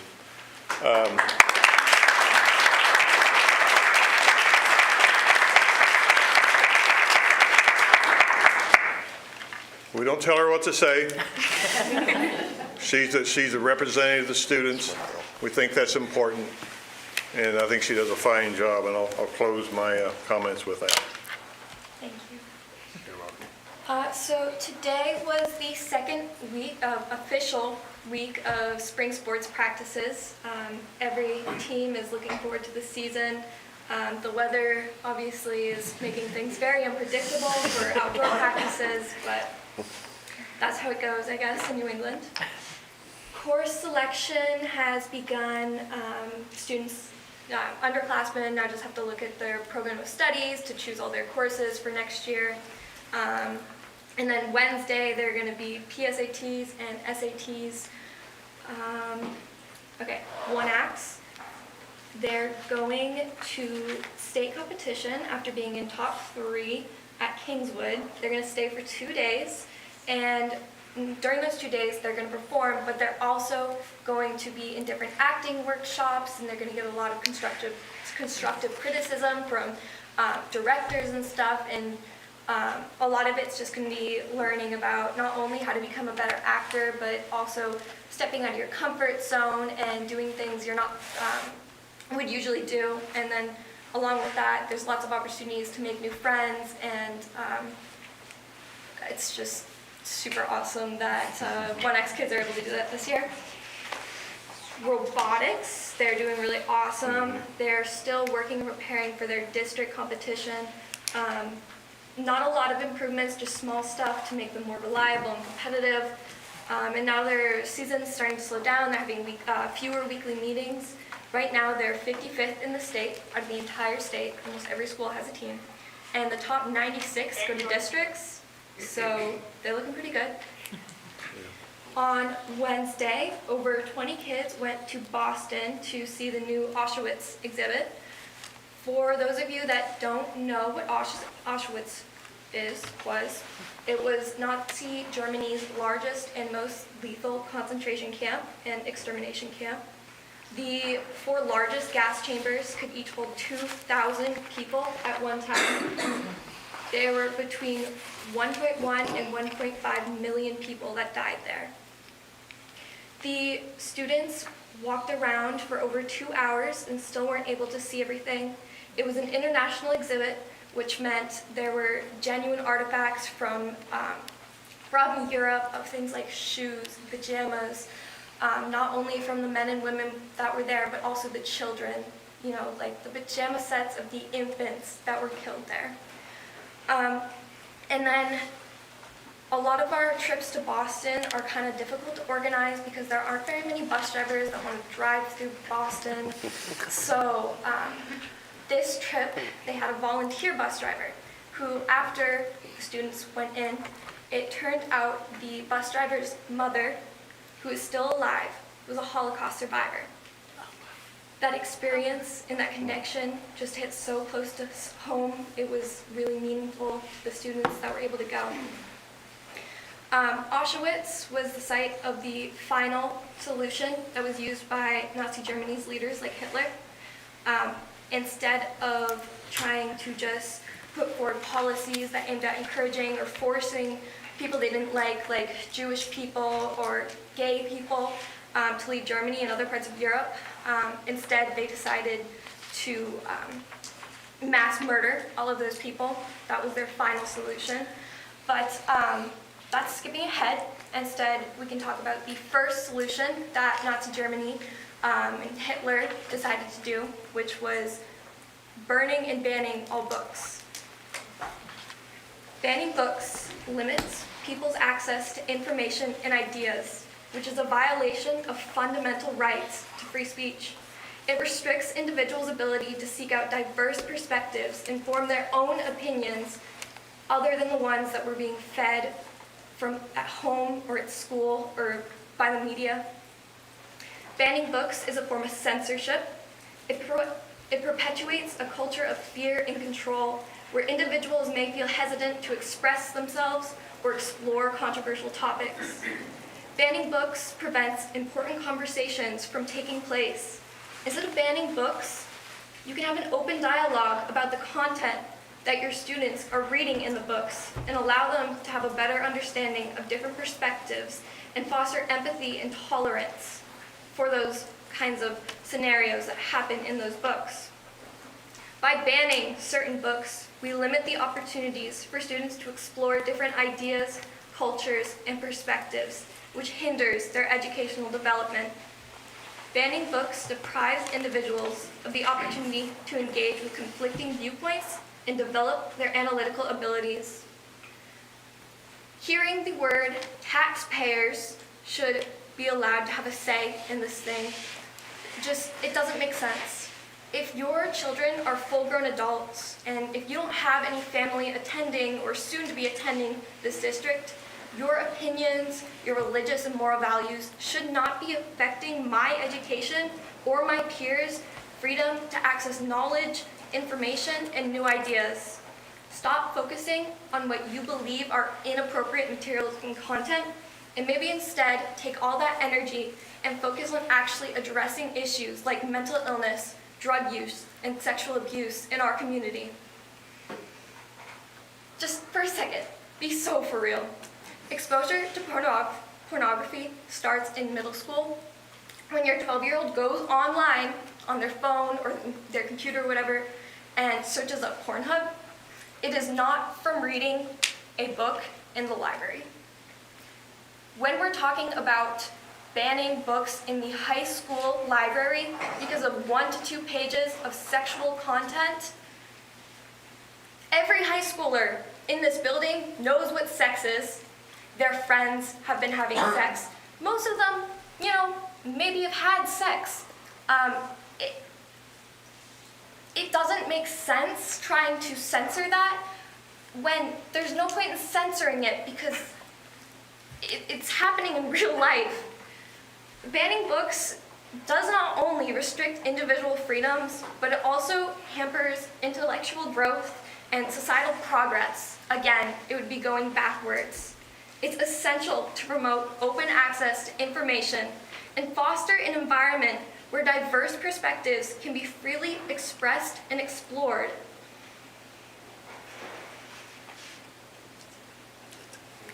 Thank you, Mika.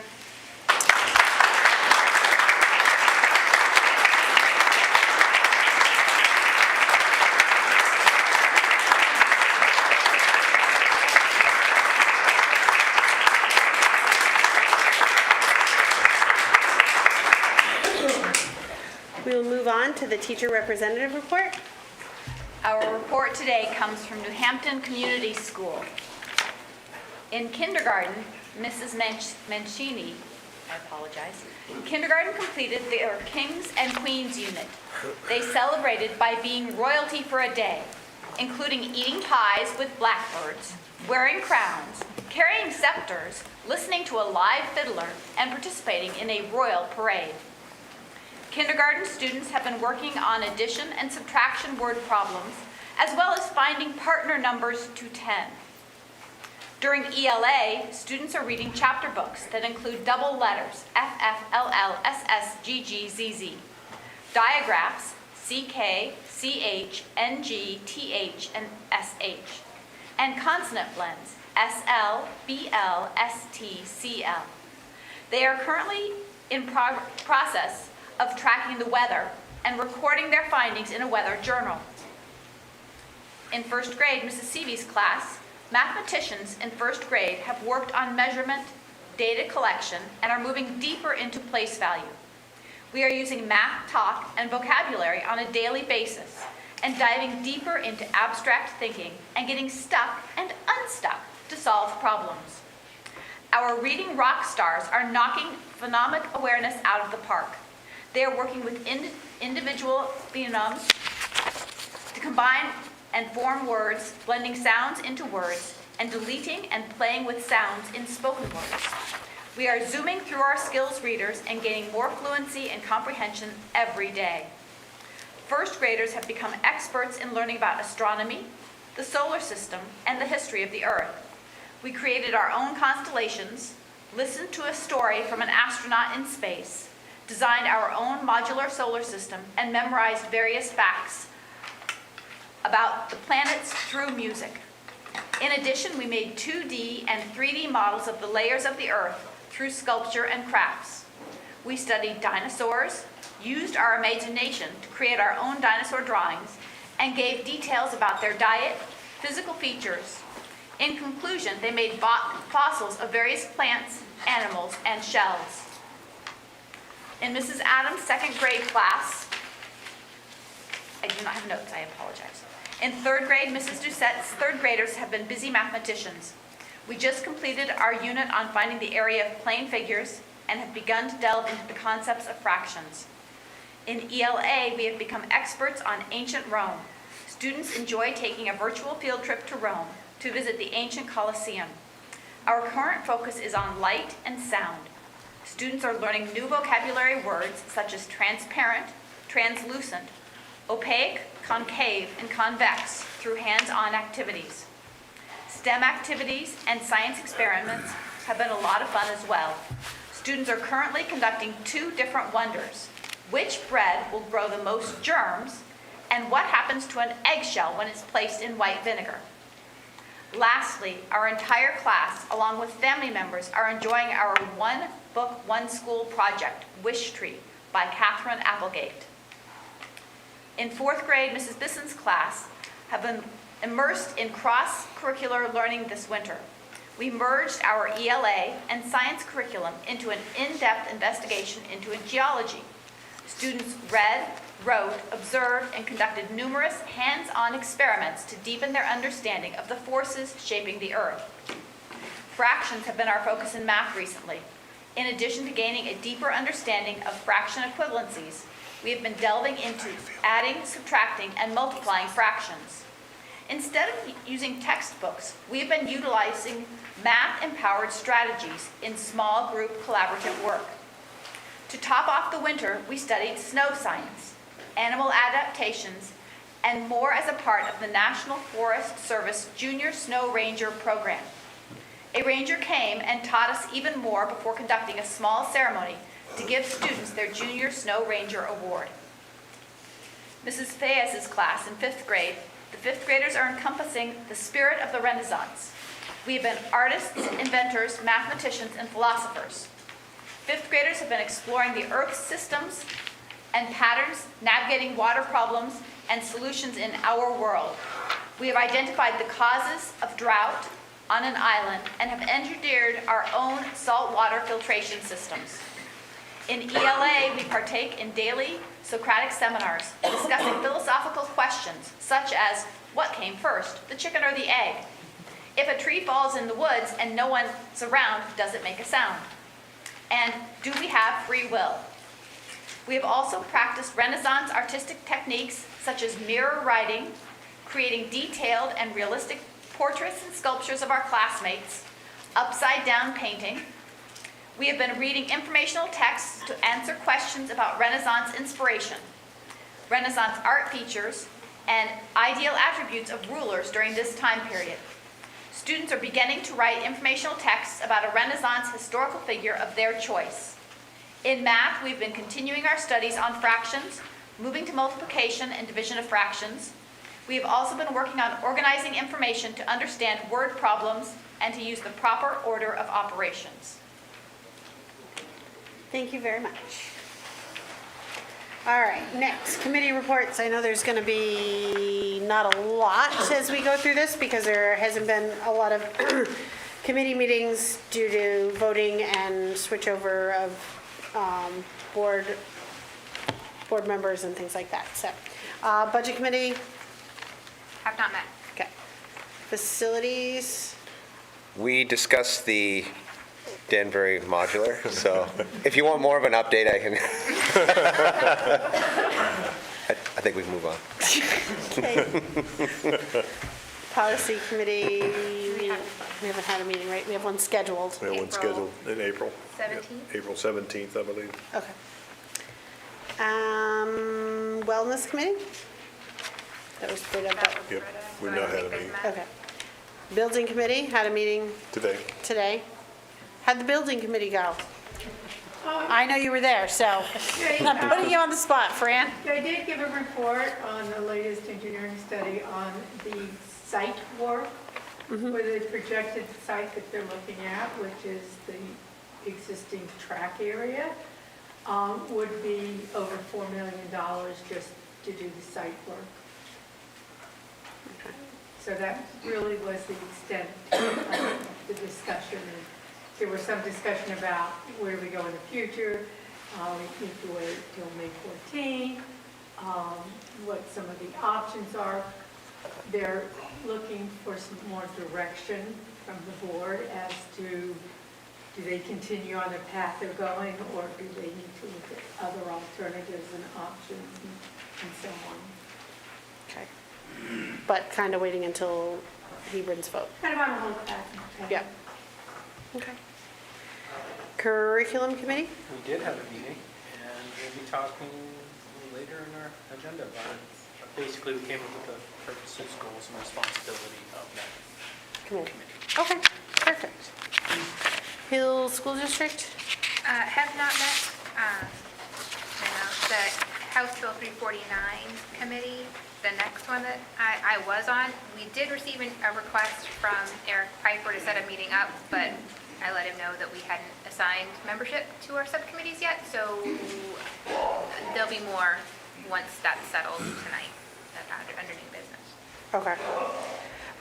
The other thing that, there was a question, somebody had a question about 349 and whether you guys were, I mean, it's in the legislation, the wording's in the legislation. It's pretty, I don't know, personally, I feel like it's pretty clear. But I'll read it out just so that people are aware. Upon adoption of this act, Right, it's this one, yes. By adoption of this act, all 3 towns at their 2024 annual school meetings, the Newfound Area School District Board members and Budget Committee members representing Bridgewater, Hebron, and Groton may continue to serve until July 1st of 2025. They may participate in matters involving the operation of the Newfound Area School District during the 2024-2025 fiscal year. However, such board members shall be disqualified from voting on any matters involving the proposed budget for the 2025-2026 fiscal year, or any matters involving capital improvements to the Newfound Area School District, or on any contractual agreements with other school districts or towns. Because the Bridgewater, Hebron, Groton Special Purpose School District will be holding its annual meeting, the voters of Bridgewater, Hebron, and Groton shall be disqualified from participating in the 2025 annual meeting of the Newfound Area School District. Likewise, upon the passage of this act, the towns of Bridgewater, Hebron, and Groton shall not be liable for subsequent borrowing of the Newfound Area School District unless they fail to adopt this act at their 2024 annual meetings. So, and it does go through and describes the fund balance and things like that. So just so that people are aware, that is in the actual the written legislation documentation. Just to clarify that, since I had it sitting here. No other committee reports. We'll move on to new business. New business, second public comment section to see whether we want to add a second public comment back into the agenda of the board meeting. I move that we do it if that's the time to do it, if this is the time to say that? Yep. Okay, I move that we do introduce or reintroduce the second period for comment. And the reason for that is, having been someone very recently sitting out there. Let's see if somebody seconds it. Oh, You made a motion. Let's see if somebody seconds it. Then we have discussion. Okay. I'll second. Okay. Okay. So the reason is, thank you.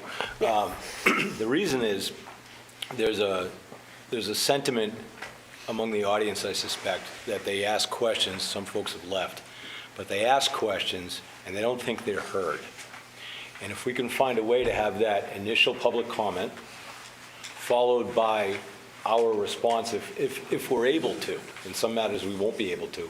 And we should acknowledge the question, but say, we can't answer that today, and here's why, and very briefly address their question or their statement.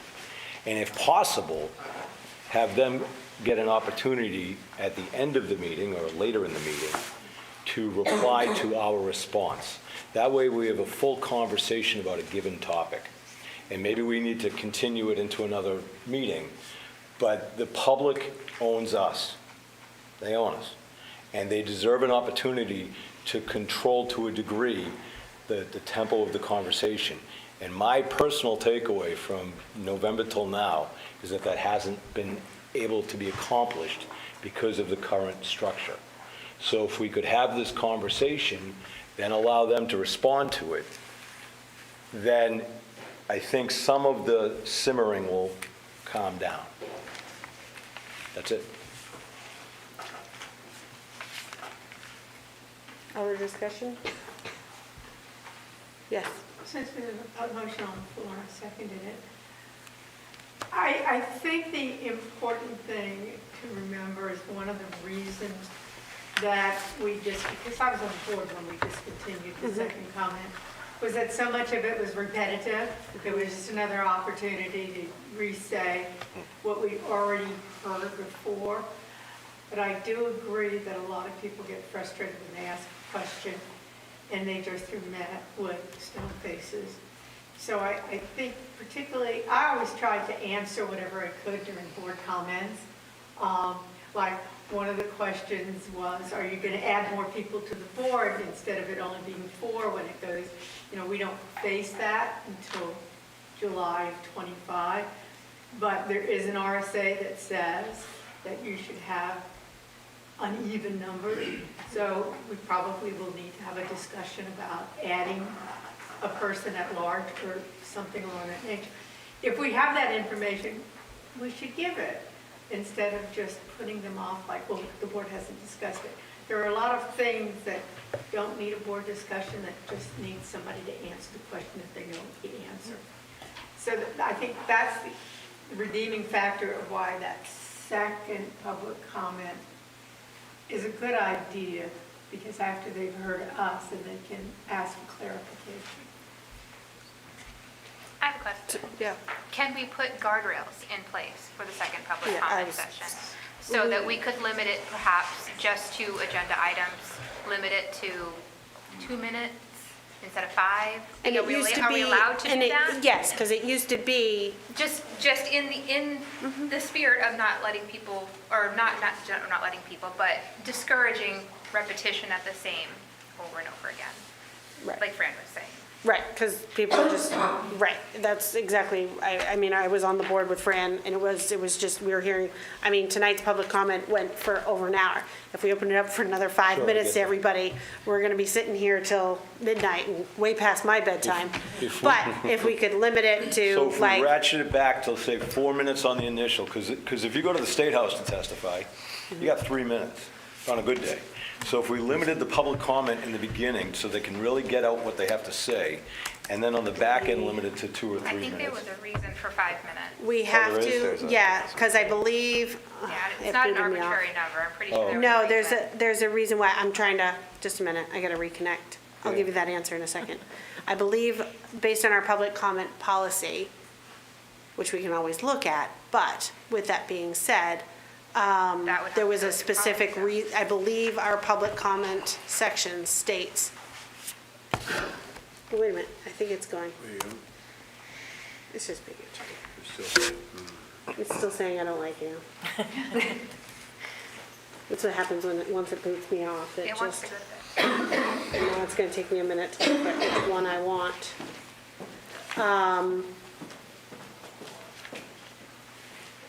Because I'm pretty sure.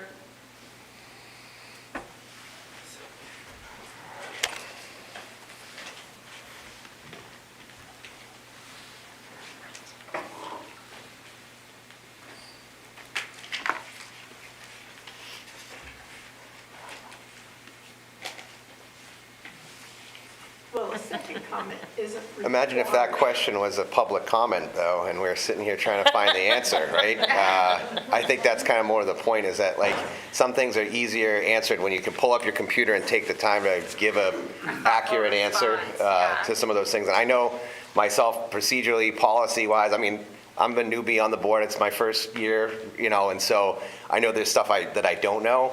And so speaking off the cuff sometimes is like, I don't necessarily know what to say, but I know where to find the answer. And so I feel like I could give a better answer given more time. Well, I think there's a requirement for acknowledgement of the questions, okay? And wherever people fall on any spectrum, on any matter, you want to be recognized. And if we stare at you like dead fish on a dock, it's not going to feel like you accomplished anything by speaking. And it takes guts to stand at the microphone wherever you land on the spectrum. So we need to have that. There's two pieces here. Number one, transparency. The quicker we can give the answer, the better. So if we don't know the answer, we can say, look, I don't know the answer to that question. If we do know the answer, we give the answer. Steve knows a bunch of stuff that we don't know because we're a volunteer board. Steve might be able to answer a question, and then there might be a follow-up comment based on that answer, which resolves the whole issue and doesn't kick it out for another week. Would there then be the expectation of more of a back and forth, an additional board comment? If we're doing public comment, then board comment, then public comment, so the public comment would end it, but what if it ends with more questions for the board? Let's talk next week about it. Then it's next time, Yeah. right? So I guess my point on that is, like, if that's an acceptable way to do things and schedule it out, I think it does work, because I have had people reach out to me, and I know, you're going to get plenty of emails too. I already right? have. And so sometimes I'll respond. Sometimes I think it's something that, we should respond as a board with maybe something more official, like how many minutes you can speak at, and things like that we don't necessarily know off the cuff. So in the interest of, like you said, saving time, this is, scramble to find answers, that might be better use of everyone's time. And actually, board comments is a relatively new agenda item. We used to not have board comments, and the hope was that during board comments, some of the questions could be answered. But, everything is very closely defined as far as the half an hour in state law. but I don't know that they define that it has to be 5 minutes. No, but our Our policy policy, reads 5 minutes. Oh, so it's a policy. Our policy reads 5 So minutes. it would need That's to go something we through can the re- channel. Not to so- exceed 5 minutes, so we would have to adjust our policy. And we do, and reading it again, Better than although it's in statements. italics, which makes me think of, it's a little odd, and a maximum of 45 minutes for public comment, but we've always allowed it It's a to go minimum on. of 30, isn't it? Minimum of 30, maximum of 45, but we've always, we've always let it, our general demeanor has to let everybody Keep have that. their voice be heard. But it does say 5 minutes, so the first one is a 5-minute, not to exceed 5 minutes. So we need to jot down that that's something that policy should take up. Right, if we want to modify that, then, so even if we had a second public comment, it needs to be added in public participation at board meetings, because that was adjusted in November of 2022 to make the adjustment, or the reflection of the board decision. So it still has to go back to the committee. We can always, as a board, vote to override a policy at any meeting and proceed forward, but it does need to go, if we do decide to add it in, it needs to go back to policy if the intent of the board is to have it, that adjusted, or have a time frame or some restrictions on the second one. Because it did used to say the second public comment was like 2 minutes or something like that, but Yeah. only on agenda items. I think that would be the prudent compromise if we were to do that. But again, I think we would have to go and change the policy. And if we open up public comment for a second time, is there still the minimum 30-minute requirement, or is that just one per meeting? One per meeting. So we could, why don't we do this? Why don't we put it on the agenda for next time? I'll withdraw my motion if that's possible. We put it on the agenda for next time, we come to a decision on what we're going to do with that policy. But what I'm saying is if we approve, if we as a board now approve to have a second public comment and then have it modified in our policy the next meeting on April 9th, prior to our policy committee meeting, it can be added on to there. Yeah, that's 17 April is the next, Policy meeting. right. Because it has to go to policy, and policy meeting on the 17th with the attorney from New Hampshire School Boards Association as well.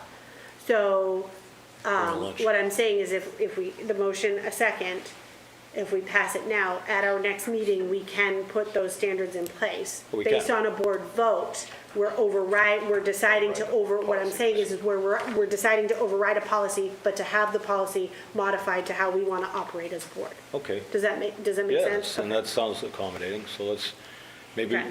Is there any, I mean, so there was request to have it at like 2 minutes and, Yeah, and limit it to agenda items that were discussed. I think that would be that's- fun. I think that would be fair. I Right. just, again, because in the spirit of, we allow public comment on any topic at the beginning of our meeting. If they've not been satisfied with the discussion or the business that carries during our meeting, then they have a chance to say so at the end. I think that's was my intent, so I'm fine with that. discussion, issue, concern? Limitations on time and subject. I think that's a great way to do it. I think people should be heard, for sure. Okay. Any further discussion? Seeing none, all those in favor say aye. Aye. Opposed? Abstentions? Next, there was a request to add, like a response to public questions, public comment questions, to add that as a section into the agenda. As best as we can. I mean, let's be honest, there's sometimes people are gonna come up and ask questions that unless we research, we don't know. And it's not always good to like throw answers off the cuff either. I learned that lesson the hard way sometimes. Well, I think the response to public comment is a tracking thing, so that if somebody asks a question, we're not able to answer it at that time, that it just doesn't get lost forevermore, that somebody says, okay, we need to research that, and at the next meeting say, oh, This question was asked, here's the answer. Doesn't that already happen where Steve writes things down in his green notebook and? Right, but Right. sometimes he'll get back to people individually versus some people And- have asked for it to be. And Ruth is keeping a running log. You keep a running estimate on every question that's asked roughly, right? I mean, obviously paraphrasing it, but really close. So we do have the input side of it, right? We just need to put it on a tracker, like somebody said. And then did we respond to it? Or did we come up with an official or formal response? I think that's prudent. Right, but sometimes we can respond to like some of the questions, like today's House Bill 349 question, I was able to. Right. I had the information, so I read it. Then we check the second column right away. Right. Does anybody want to make a motion to add response to public comment on the agenda going forward? I make a motion to add, respond, I thought we had, public comment to the, however that was phrased. I'll second that. Okay. As long as it's just something that, so we don't forget. Right. Right. Is it something that's going to be, that we're responding to at the meeting right away? Or is it something that we say, hey, last meeting, these questions were brought up, you know? Either way. So So there's I- some questions yep, that okay, get asked perfect. that, Yeah. right, to me, I would Good. say We do some of that them, anyway. we could answer, Steve could probably be like, oh, yeah, the numbers are, you know, or maybe somebody wanted a number thing and maybe Robin's not here tonight, but maybe Robin, Yeah. within 10 minutes, can have that answer and have it written down so that she can respond to that question. Is it acceptable, But I guess if sometimes, there's an emailed question, and you just respond to that individual, you know, how does that get, you know, broadcast to the public so that they know what the question was, what the response was? Is that something that, I think it would be we just need to questions worry in the about? public comment. okay, so it's only, Because otherwise, email questions, poor Steve, that's gonna be a full-time job just, answering. that's what I'm saying, I don't want to throw the You asked, superintendent hold on, I want to under make the sure. bus, yeah. Maybe a different email. So are you talking about the emails that we read at the meeting? No. That we get Those we just could in- respond to. In general, yeah, because we'll get them not at the meeting, we get them prior to the meeting, after meetings, et cetera, et cetera. So I didn't know if it was in response to that, or if it's just what's said at public comment. I think we're talking about public comment, right? Yeah, Okay, that's what, Limited my to thoughts how were, we- yeah. okay.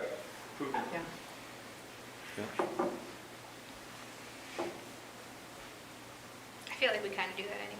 I know, But I was but gonna to say, kind of it's not- formalize it's- it, I it think just it's makes just it more or more- less To formalize. formalizing it. okay. Okay. Any further discussion? Okay, all those in favor say aye. Aye. Opposed? Abstentions? Okay. Modular? It's you. Have we found out whether there's a line item and, Will, my suggestion, and given the public comment tonight, feedback, would be for us to bring it back to the next board meeting for formal action where we can give more details. And it's been hard, I mean, I hope this will speed some of the process up from some of the vendors we reached out to. And we can provide some different options, whether that's a lease. We can give more specificity to the exact dimensions and exactly, you know, some of the questions are asked tonight, which I think are right on the money. That would be, give us some time, or the board could decide to give us the authority to move forward if certain conditions are met. That's up to the board. I wish we could have moved quicker, but yeah. I wish Jason was here. When I emailed with him, I asked him specifically, because I was under the impression it was going to be a lease situation. It could be. He made reference to that it would be constructed. So I guess we need to know the time frame Yeah. of how long do we have before it's, you know, the date that they can't get it done by from Yep. September. I think it might not be a bad idea to have a general consensus of the board if they support the concept. You know, we really haven't had a very exact description of exactly how big, you know, how many students and so on. So I think we need some more information, but I'm certainly in favor of it moving forward, but the maintenance trust fund, I think we need to all agree is not the appropriate way to do it. No. And if it means, if we have to have a special vote of the 4 towns after May 14th, or 7 towns after May 14th, that we look into, can we do that and still be ready for September? Because I think we should do it, but I think we need to do it legally. Good idea. My fear- I like legal. My fear with that is you've got a lot of volunteer donations, and they're working for free. They're donations, so their schedules are going to be trickier than somebody who's contracted out.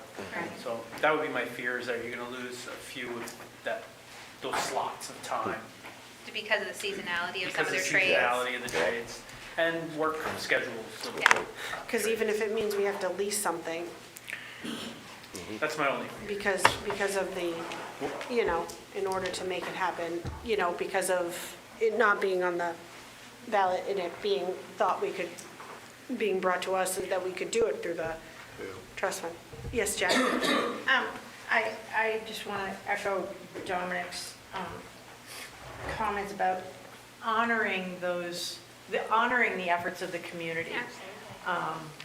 They have done a tremendous job. I taught in Danbury for 3 years. I have never taught in a school that had more community spirit and more community support. It's really remarkable, and I just think that as a board, we need to do everything possible to honor that for that community and for those kids. What's the, I agree. What's the longevity of these modular structures? I can speak to one I'm very familiar with. That's at Littleton. Okay. That's the nicest part of the school, almost. FYI. No, there's a kindergarten wing is also very nice there, but they last a while. Good, those have been there 20 years, and they're still very functional. They're built pretty well. Is there a lease to own option? There is. Lease to purchase, not just a lease? I believe so, yes. Okay. Yep. So that might solve some problems immediately. Yeah, it could. In a number of ways. It's a cost that, whether or not the 7 towns stay together, right, it's a cost that should be absorbable based on the purchase price if you just did an outright purchase. Right. I'd be in favor of that. I think it might be a good idea. We also talked about that they have, a high resale value, so if any of the other options for schools or whatever come up, I don't think it would be a total, we'd definitely get a good amount back. We could for it. flip it like a TV show. See, there you go. All right, see? Give it a good paint job.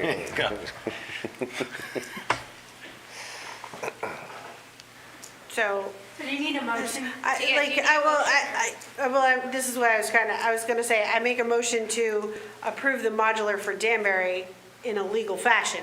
How's that? In a legal fashion of how we can finance it on our end, so that we're giving that commitment, as they've already gotten the commitment of so many community members for the site work and everything else. I mean, just so many things. You're saying We just to just gotta- acknowledge that we support the project. Well, itself. yeah, and that we can appropriate the funds, just we got to Making figure out sure- how making sure we- legally we can do it. Yeah, I would If we can second do it that legally. motion. If we can do it legally, whether it be a lease, whether it be Yep.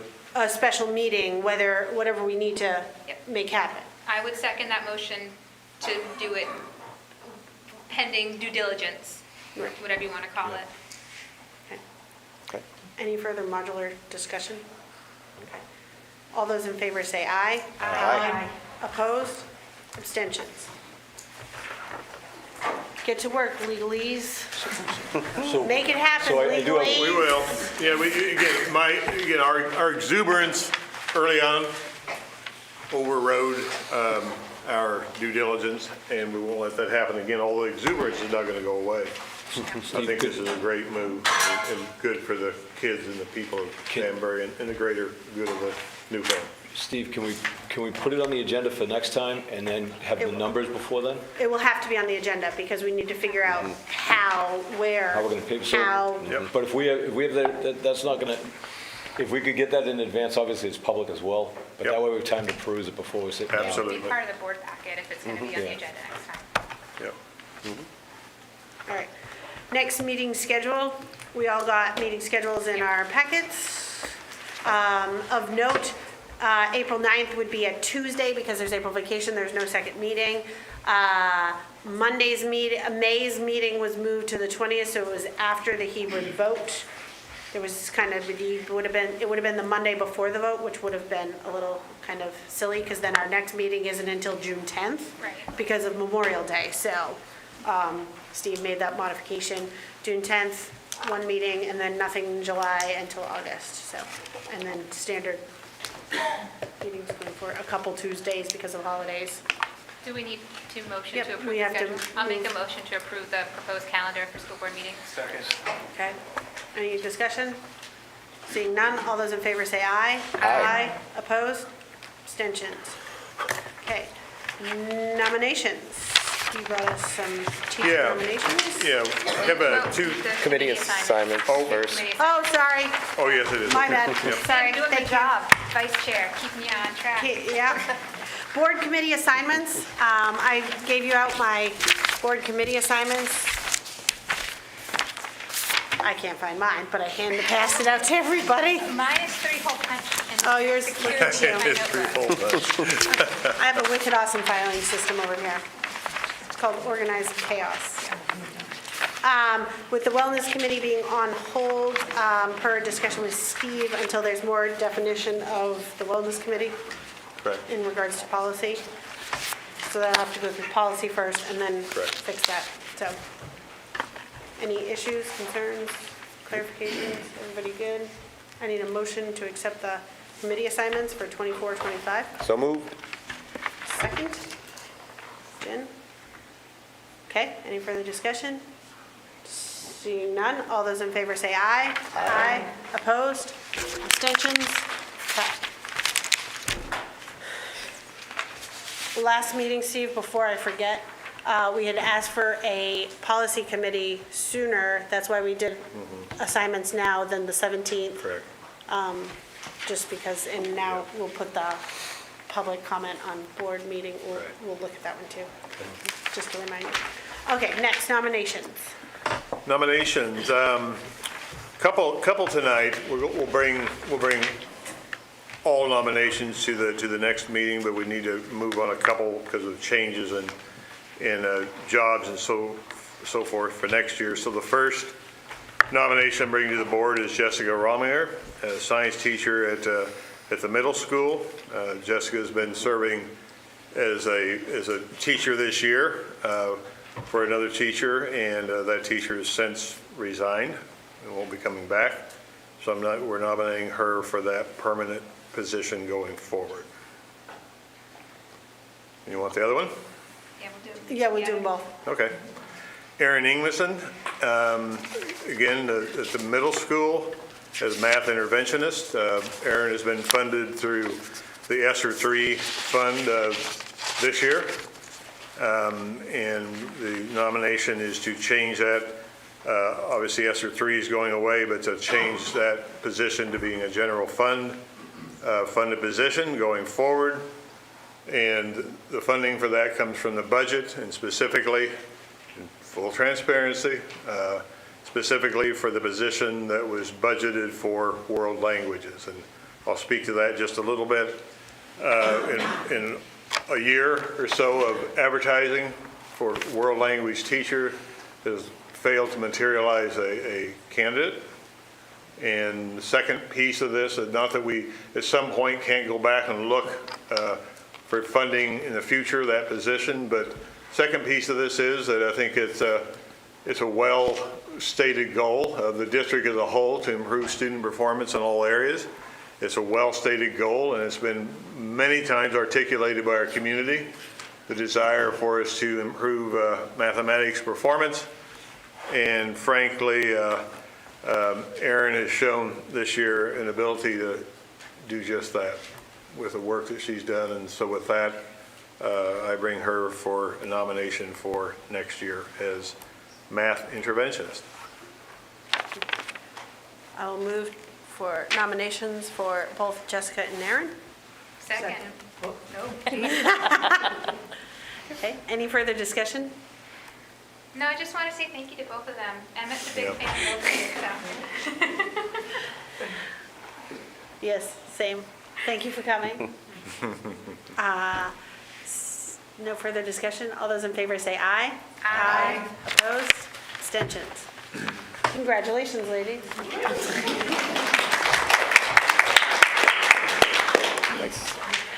All right, next we're going to go to give superintendent hiring authority until June 30th because of our crazy schedule over the next, no, you have that after Okay. assurances for Gotcha. federal gain. See, Okay, the sorry. one time I'm actually paying Yep, attention. okay, good, awesome. Because of the next couple months is a very, very busy hiring, but we only have one meeting in April because of April vacation. We only have one meeting in May because of Memorial Day, and we have one meeting in June. Steve brought up if we need to hire somebody, usually we do this a little bit later in the year, but we're kind of at this crux where we only have one meeting a month to let him proceed forward, hire, and then bring the nominations once we have a meeting. So he's asking for authority to hire until June 30th. So moved. Second. Okay. You have to be quick over here. Any further discussion? My kids are at my mom's house. I'm sure they're ready to go home. Okay, all those in favor say aye. Aye. Aye. Opposed? Abstentions? Okay. Next, moving on, assurances for federal grants, which we have to approve the lovely. I knew you're all going to be devastated by this news, given the length of the meeting tonight. That assurances discussion should take a little bit of time. We have until June 30th to get this done and posted to the state, so I'm going to request that we table that until the next meeting. Oh, shucks. Yeah, I knew it'd break your heart. Thank you. Okay. But it deserves our time, and we just, Let's give it the night's getting So away. someone should make a motion to table it. I was thinking Dominic might make One a more motion. Second. Any further discussion? She's got your back. Okay, all those in favor say aye. Aye. Opposed? Abstentions? Nice job, Dominic. Nice pickup. Resignations. Now it's time for that. Lindsay Benton, in the middle school, resignation. Middle school science teacher. Robin Reinhold, SAU business administrator, is retiring, submitted her retirement. And Megan Geldner, science teacher at the high school, is also announcing that she is retiring. All right, I need a motion to accept the three. So moved. Second. Whoa. Quick. I'd like to thank all three for their time here at Newfound. Yes, thank you. Yes. Did you guys take up Jason Torsi's resignation? Yes. So that's already Last been. meeting. Yes. Yep. All right, any further discussion? Seeing none, all those in favor say aye. Aye. Aye. Opposed? Abstentions? Next, teacher transfer request. That actually is, we don't need to do. Okay. We can take that off. Yep. Field trips. What do we got? Let me find them in the book here. I had my federal assurances up and ready to go. Yeah, I bet you did. Fifth grade, New Hampton Community School Yep. to Boston Museum of Fine Arts, fifth grade, on April 18th. I need a motion to accept. So moved. A second? Okay, Jen's. Any discussion? Yes, sir. Okay, seeing none, all those in favor say aye. Aye. Opposed? Abstentions. Next, Bristol Elementary School to the Montshire in Vermont on June 6th, second grade trip. Motion to, second? Any further discussion?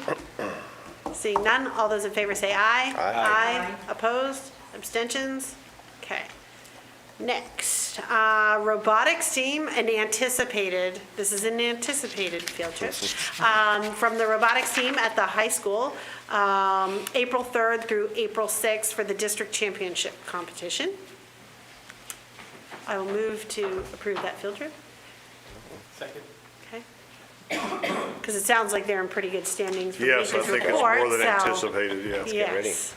It's awesome. Good luck to them. All right, all those in favor say aye. Aye. Opposed? Abstentions? Okay. Another one.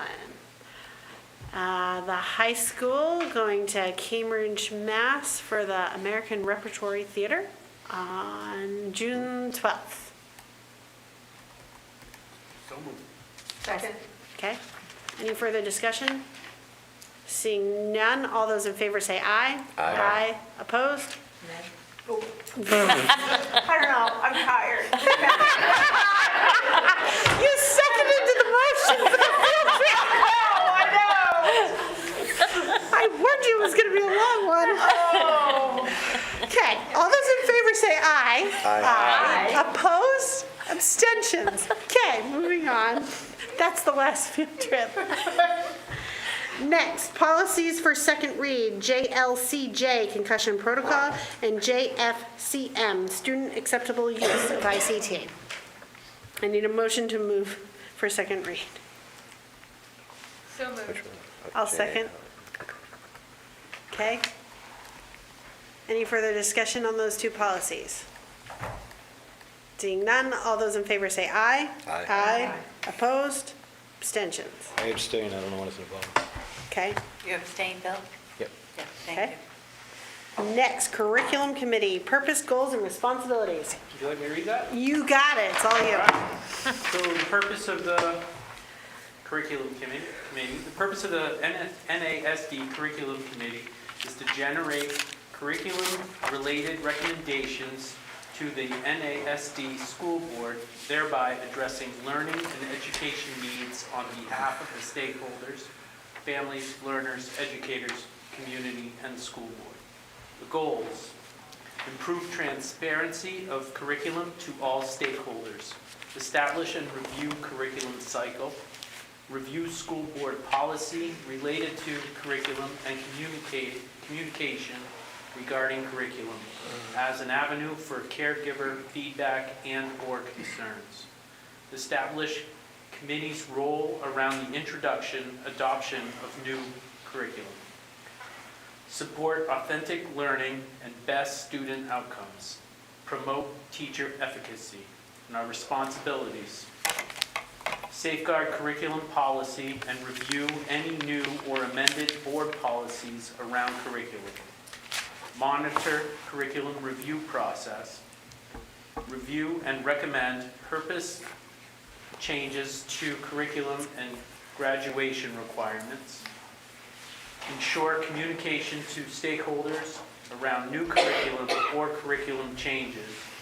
Maintain awareness of legal requirements and compliance. And that's what we came up with for purpose, goals, and responsibilities.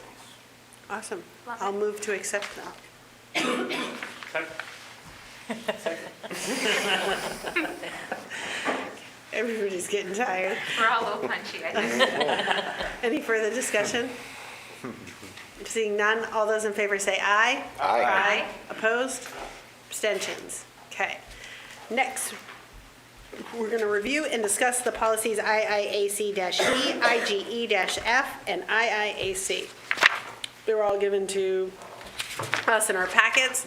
If we want to give, we can, let's see, IIAC-E is reconsideration of library or classroom materials. There's a policy, a review committee, a book review committee. You can submit it to the principal. It goes to the book review committee. Schedule meetings necessary to review the complaint, write a report. The report will be forwarded to the complainant and the superintendent of schools. It's just a couple paragraphs. We all got it. That was updated last in 1998. Just saying, with the form. And then the form, agreement, alternative course materials, Then IIAC, the library materials selection and adoption. The primary objective of the school library media centers is to implement, enrich, and support the educational programs of the schools. It is the duty of the school library media centers to provide a wide range of materials on all levels of difficulty with diversity of appeal and the presentation of different points of view. I mean, we all have it, so I'm not going to keep just reading this one. This one, again, was last reviewed when? 98? Do we even still have a book review committee? That was my only question. Is We it do. still happening? Okay. It's good. What is? This is my proposal I'm making, so they should have a copy. So shouldn't this go to the policy committee? I thought we could discuss it tonight. Hold on. Could you give a copy to Ruth, though? Because then she'll need it.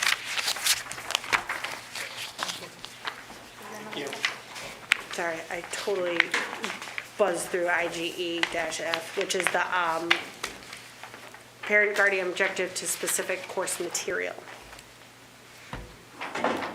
Which, that's more for Well, course that was for, material. like, That's more for course material. Course review was just done in IGE-F. June of last year. That one. Right, that one was just recently The other done. two are older. My only comment on the IIACE and IIAC is their age, 1998, obviously, and to find out, is a book review committee still something that occurs in any kind of formal capacity? I like that it defines a chain of command, but if one link in that chain of command doesn't exist anymore, then that's kind of weird. So I was going to suggest we, send these back to policy for review, especially because of their age.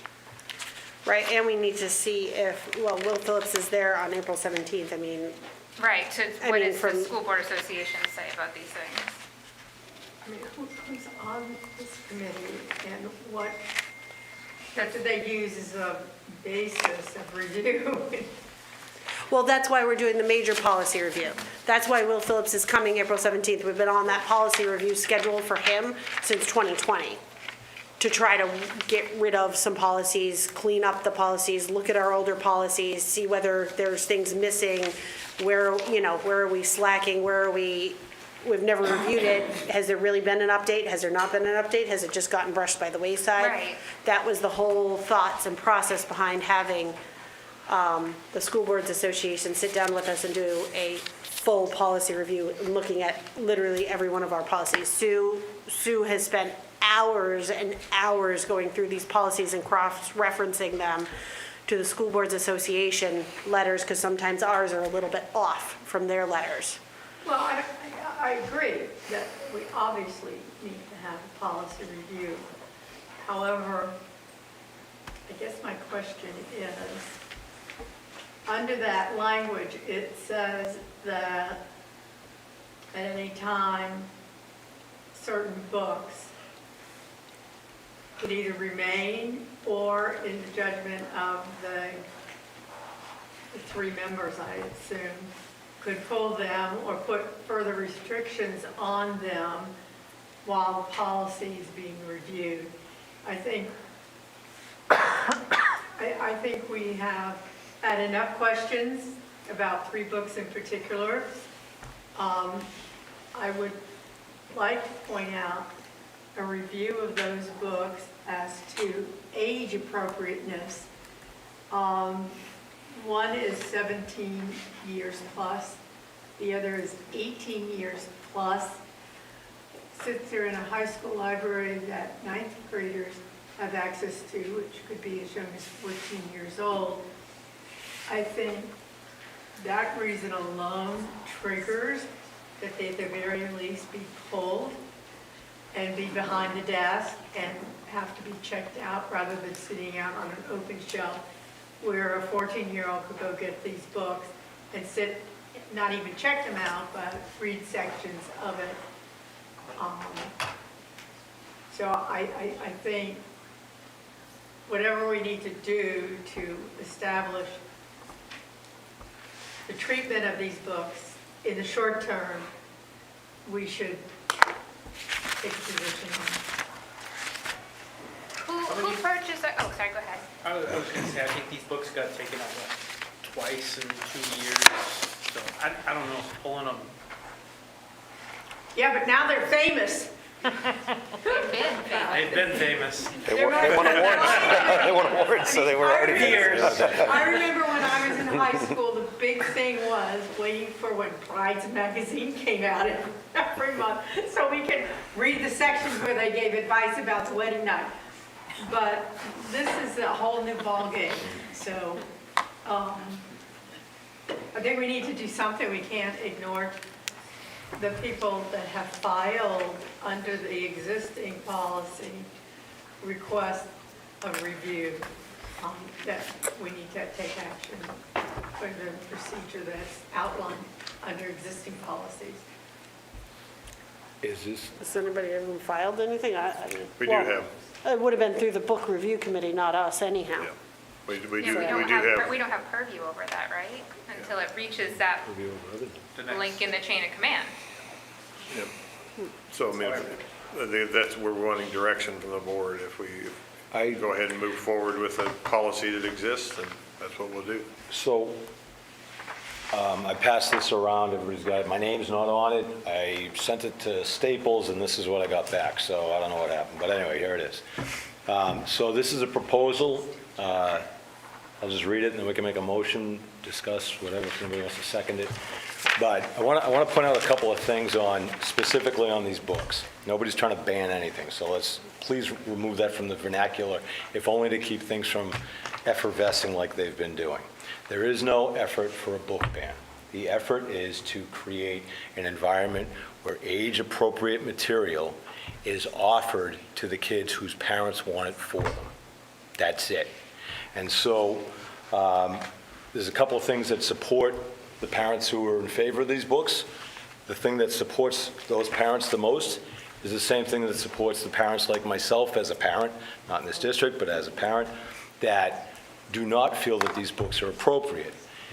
There's this law called Miller versus California. It's U.S. Supreme Court, and it's, am I reading the right one? No, I'm not. Okay, so there's an amicus brief. I apologize.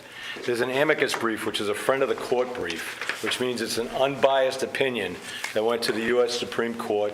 It was about a case law. It was not about what we're talking about. It was about a custody battle between two evidently very wealthy people, because this is not cheap to go through these things.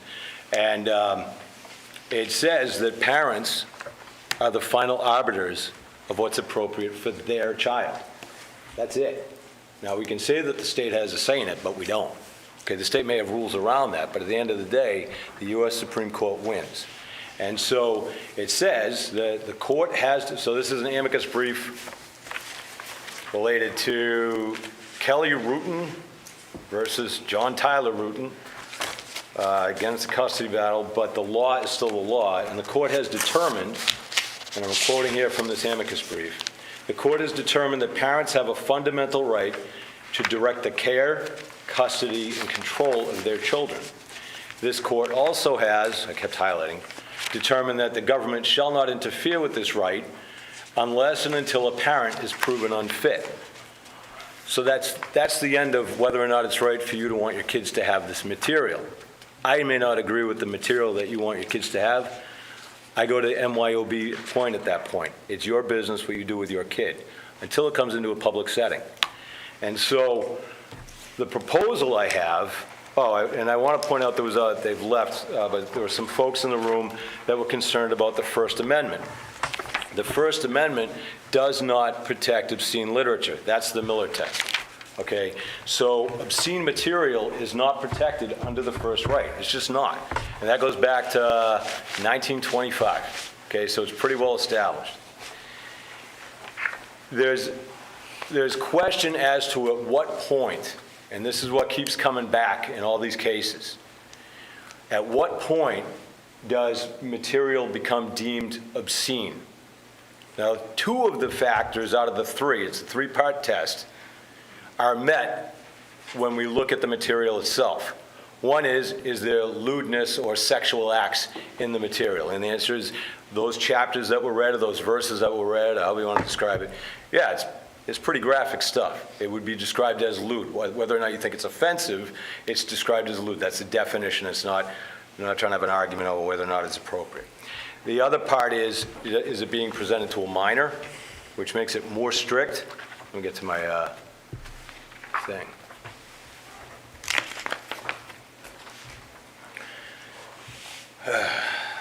Obscenity was not protected by the First Amendment. That was Roth versus United States.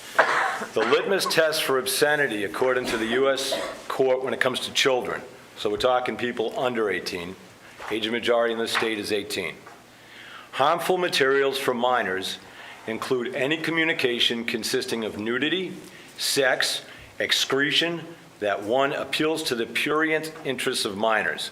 In other words, that means they're trying to figure this stuff out. So they're a little hot and bothered and they want to learn more, okay? It is patently offensive to the prevailing standards in the adult community, and that's actually done by region. They distinguish between, I don't know why Las Vegas gets the bad description, but what people get away with in Las Vegas, we Puritan folk, which I'm not Puritan, over here would have a higher standard of obscenity or against obscenity. So offensive to the prevailing standards in the adult community with respect to what's suitable for minors, and then lacks, okay, now this is the part that is going to come up for debate, and I'm okay with debate, and I answer that in a second.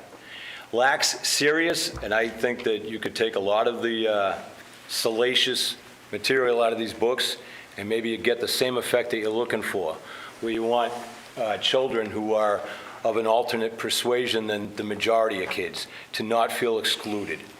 Nobody disagrees with that. We don't want kids to be dissed, to use the vernacular, right? But lacks serious literary, artistic, political, or scientific value for the minor. So that piece doesn't necessarily get to your desired end state. And so what I propose is, I've tried to take everybody's thoughts into consideration. I did get an email from one person in the community, not from Groton, from another town, who said they were concerned about First Amendment rights. While those don't necessarily apply to the material within those paragraphs, they do apply to a book perhaps. Okay? We can't go through redacting sections of books. We can't get there with India ink. Maybe we can. I think that'd be nonsensical to cross these things out. I would encourage people to find alternate books that accomplish the same goal without that content. But my proposal is, and this would be a policy proposal, the district shall establish now this is similar to the movies, establish a content classification system through which literature owned by the district is categorized according, didn't bring my glasses, to its measure of potential offensiveness with regard to substance abuse, extreme violence, lewdness, and sexual content. Okay? So I'm not saying get rid of the book, but we got to grade it. Review and apply the established category system, the one that has to be created, to all print, video, audio, digital access, which is a whole other area that we'd have to talk about, and it's not even covered by this, and other materials in all libraries controlled by the district. And 3, secure all materials, media not deemed appropriate for all audiences, allowing for an annual permission slip. So it's not every book. It's not every book. You do it once. If you believe that your child should have access to this stuff, God bless you, I guess. Sign the permission slip at the beginning of the year. Turn it into the librarian. Your child will have access to the material. Staff and students shall be forbidden from sharing this material with students and classmates who do not have the parental permission. So we have to respect the parents who don't agree with you. And this is the way we can accomplish that. If you say put it on the shelf and don't let your kid read it, your kid's out of sight, out of mind. And I know when I was a little boy, sorry, Nana, I did bring home Playboy against my parents' wishes. That's what boys do. I'm sure girls do something similar. So any and all material not already classified and brought forth. So after, if this is established, afterward, if there's a publication or a document that causes concern going forward from the point of creating this, any and all materials not already classified and brought forth to the district by any student, teacher, parent, or other person shall be categorized and treated in accordance with its respective classification. This classification would be operational within 90 days of adoption by the board. So it gives time to come up with a system, gives time to do a search of the existing database, and it gives parents who are funded by this stuff comfort in knowing their kids aren't exposed to it, and it should give you comfort that your kids can get the stuff.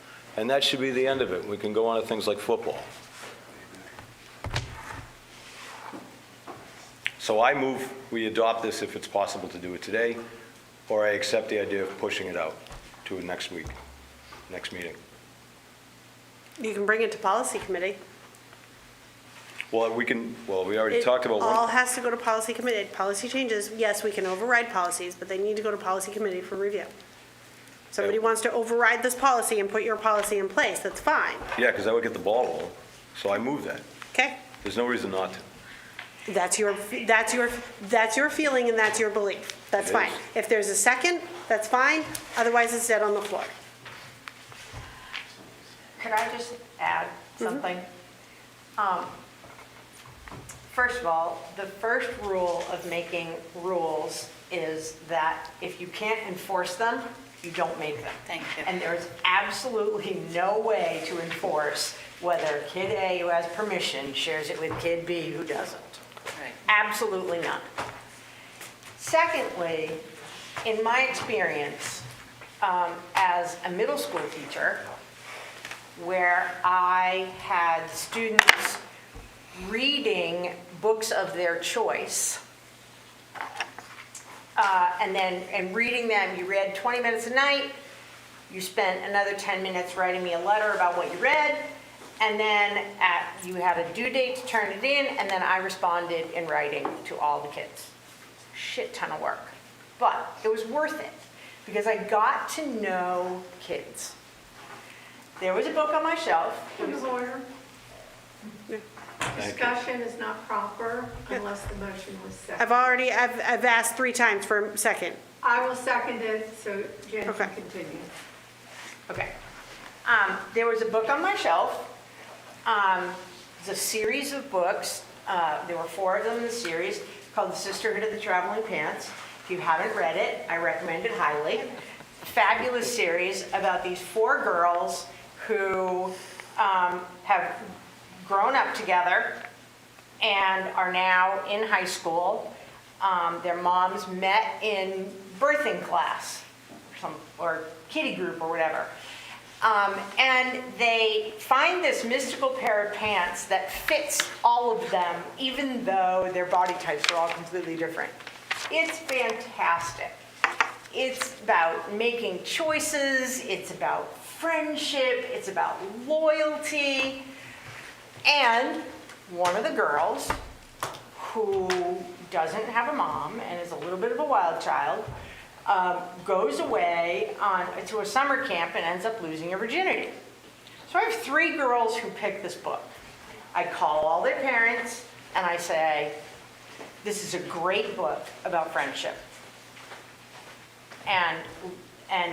But there's this part. Is it okay, or should I nix it? Or do you want to nix it? Or do you want me to send them an extra copy so you can read it? All the parents were fine. So each of the girls in turn gets to this part where Bridget loses her virginity. The first one says to me, okay, Bridget made a really rotten choice, and I'll discuss it with my mother, but I'm not going to discuss it with you. Absolutely fine. Second one rants about what a terrible choice it was, I encourage her to talk to her parents about it. The third one says, I think it was a great idea that Bridget took a buddy swimming. She missed it completely. And my point is this, and we heard from Lucy Randall Tapley, who was given James and the Giant Peach in first grade, that it may be offensive to you, or you, or you, or you, but developmentally, the children, they might not see it at all. They just might miss it. And if they don't miss it, and it's concerning enough to them, that's what parents and guidance counselors are for. I'm not saying a just, child shouldn't read a book. Let her finish. I just think that unless we all make a commitment to read these 3 books and know exactly the proportion of the offensive part to the context of the whole book, what I heard is that these books are about empathy. What I heard is kids need to read about themselves in literature, right? We're not banning books. We're not taking books off the shelf about black kids. We're not taking books off the shelf about kids of other nationalities.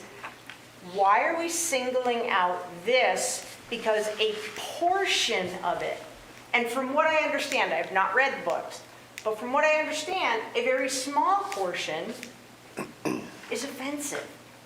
Have you read them? I've read those sections, and I'll Have you respond. read it? May I respond to it? That's not what I So asked. I just did. I just responded. No, you didn't. I did. I did. I No, said you- I read those sections. Okay, so That's you my- have not That's read correct. the So entire book. let me respond, okay? Okay. There's no need to be smarmy. I'm And not. Either you are. Excuse me? You're missing context by not reading So, the book. you're being smarmy, but I'll continue anyway. I So enough. my statement is this. Bill, you need to be polite. I'm trying. So my statement is this. I'm not saying that kids that are LGB or any of those other things that are outside of what we all call normal, which isn't even fair, is the issue. The issue is the hypersexualization of certain sections of books that have nothing to do with making someone feel welcome. I don't think that a book should be out there that is straight about sexual activity. I don't think books like The Handmaid's Tale should be out there. Okay? I've read a lot of these banned books because I read them when they were allowed, and some of the sections were a little risque, but nothing like what we're hearing now, or reading now. And so, what I'm saying is that rather than ban the books outright, which I don't believe in, even though they're not protected, put them in an area where children whose parents do not approve of it will not have access to them, because the opposite doesn't work. It's if it's out on the shelf, then the parent, who is the arbiter here, remember that, it's us as parents, or parents in general, who are the arbiter, not the teachers, not the librarians, not the school board. It's the parents. And so if a parent says that they wish to have their child have access to these books, okay, I don't want my kid to, but that's not the issue. The issue is that you as a parent want your kid to have access to it. Here you go. Another parent comes to us equally just in their insistence that their child not have access to it. This is a constitutional issue. That parent is the arbiter of their child's upbringing. And if we don't like that, that's our tough luck. There's a motion in a second. Should we call a vote? Yeah, we're just No, talking. because we're having discussion. Well, you're just saying the same thing. You're kind of repeating yourself at this point. You've already said that the So parents are the arbiters. in order to make sure that those parents are protected, it's incumbent on this board to protect their rights. Because there's a reciprocity in our Constitution between taxes and protection. So if we're going to do this, we protect both camps, not just the one that you support or the one I support. And this is a clean way to do it. All right, so wait a minute, there's 5 other people on the board, Okay. and you need to allow them to have their opinion. Of course. So you've given your opinion, you've given your statement. Now can you please allow the others to have their opinion? all- We're not going to sit here and just argue with each individual if they have a difference of opinion. Also, you're not an attorney, so No, be not. very careful about saying your legal opinion. I'm not an attorney. Okay, I'm just making that very clear, because you're citing laws about a custody case, saying we have to follow this because it's a custody case. No, I that's feel not like what I said. You need to be very conscientious Definition, about I'm reading a that. definition. So, Joe, any comment? Yeah, I was just thinking about just that one interaction where, you know, Jen's asking if you've read the books or not, and again, you have a whole policy that you're dedicating towards something that you've read one small piece of. No, that's not an accurate statement. It is. You said you didn't read the book. You said you read an excerpt. I'm not talking about... So my comment is, Go ahead. so my comment is simply that. I wasn't clear, I apologize. So you were clear that you didn't read the book, that you read the comment about it. And so, but we have a whole policy that we're trying to base off of something that you don't have the full context on. And so it's hard for me to want to vote for something unless, you want to dive in and say, hey, actually, I read the book and here's why I find that one line offensive. But if you haven't read the whole book, how is that one line offensive? Do I answer that or not? Please answer my question. My answer is this. There should be a very concise, like, it's Okay. 9:43 at night. Because we have I'm tired. 3 books and it's No, I'm not talking about 3 books. Or This is even, not about 3 books. add the Bible in there too, if you want. Sure. That's fine. We could have a So- blanket policy that includes that too. If I read one section of a book and it doesn't justify the goal of the book, then I don't think it really is necessary to read the whole book. If the book is about empathy, if the book is about all these other things, okay, fine. Empathy and all those things are fine. There's still no need to talk about anal sex so graphically as was in one of the books. I'm not talking about 3 books. I'm talking about the library. Okay. Okay? So let's go. So we can read. We can dig into No, all of them. that was my question. Yep. Thank you. Fran? Yeah. Can we try, I'm think- conscious of the fact that it's 9:45, so. I think it's premature without the policy committee taking it up and looking at it as a broad thing. I will say that there are 2 things that trouble me. I reviewed the excerpts and I've read many reviews of the 3 books in question. And the argument that, well, you have to read the whole book, and just because there's 2 sections that kind of went over the limit, well, then it shouldn't have been in there at all. But it was in there. And I don't care that it's homosexual in nature. I would be just as offended if it was heterosexual sex being described. And it was great until it got to the point where the girl was drugged, wasn't aware, wasn't willing, but it was all about empathy and a good time, so we need to overlook that one little section. So you can't just overlook one section that crosses the line because the rest of the book was great. That offends me, and it should offend a lot of parents. I think these books in question should be pulled. I think there should be, you can look it up, but the reviews I've read make recommendations as to age, and it's 17 and 18-year-olds shouldn't have access to 14-year-olds. But those are things the policy committee should discuss, and I think sexually explicit is the main focus. I think to go into other directions on violence and stuff, I think he's way too premature, way too broad of a category. But I think the appropriate thing is for to policy and let them have a discussion. But in the short term, these books should be put behind the counter and have to be checked out with parental permission. Kim? No. Any comment? Well, okay. I just think...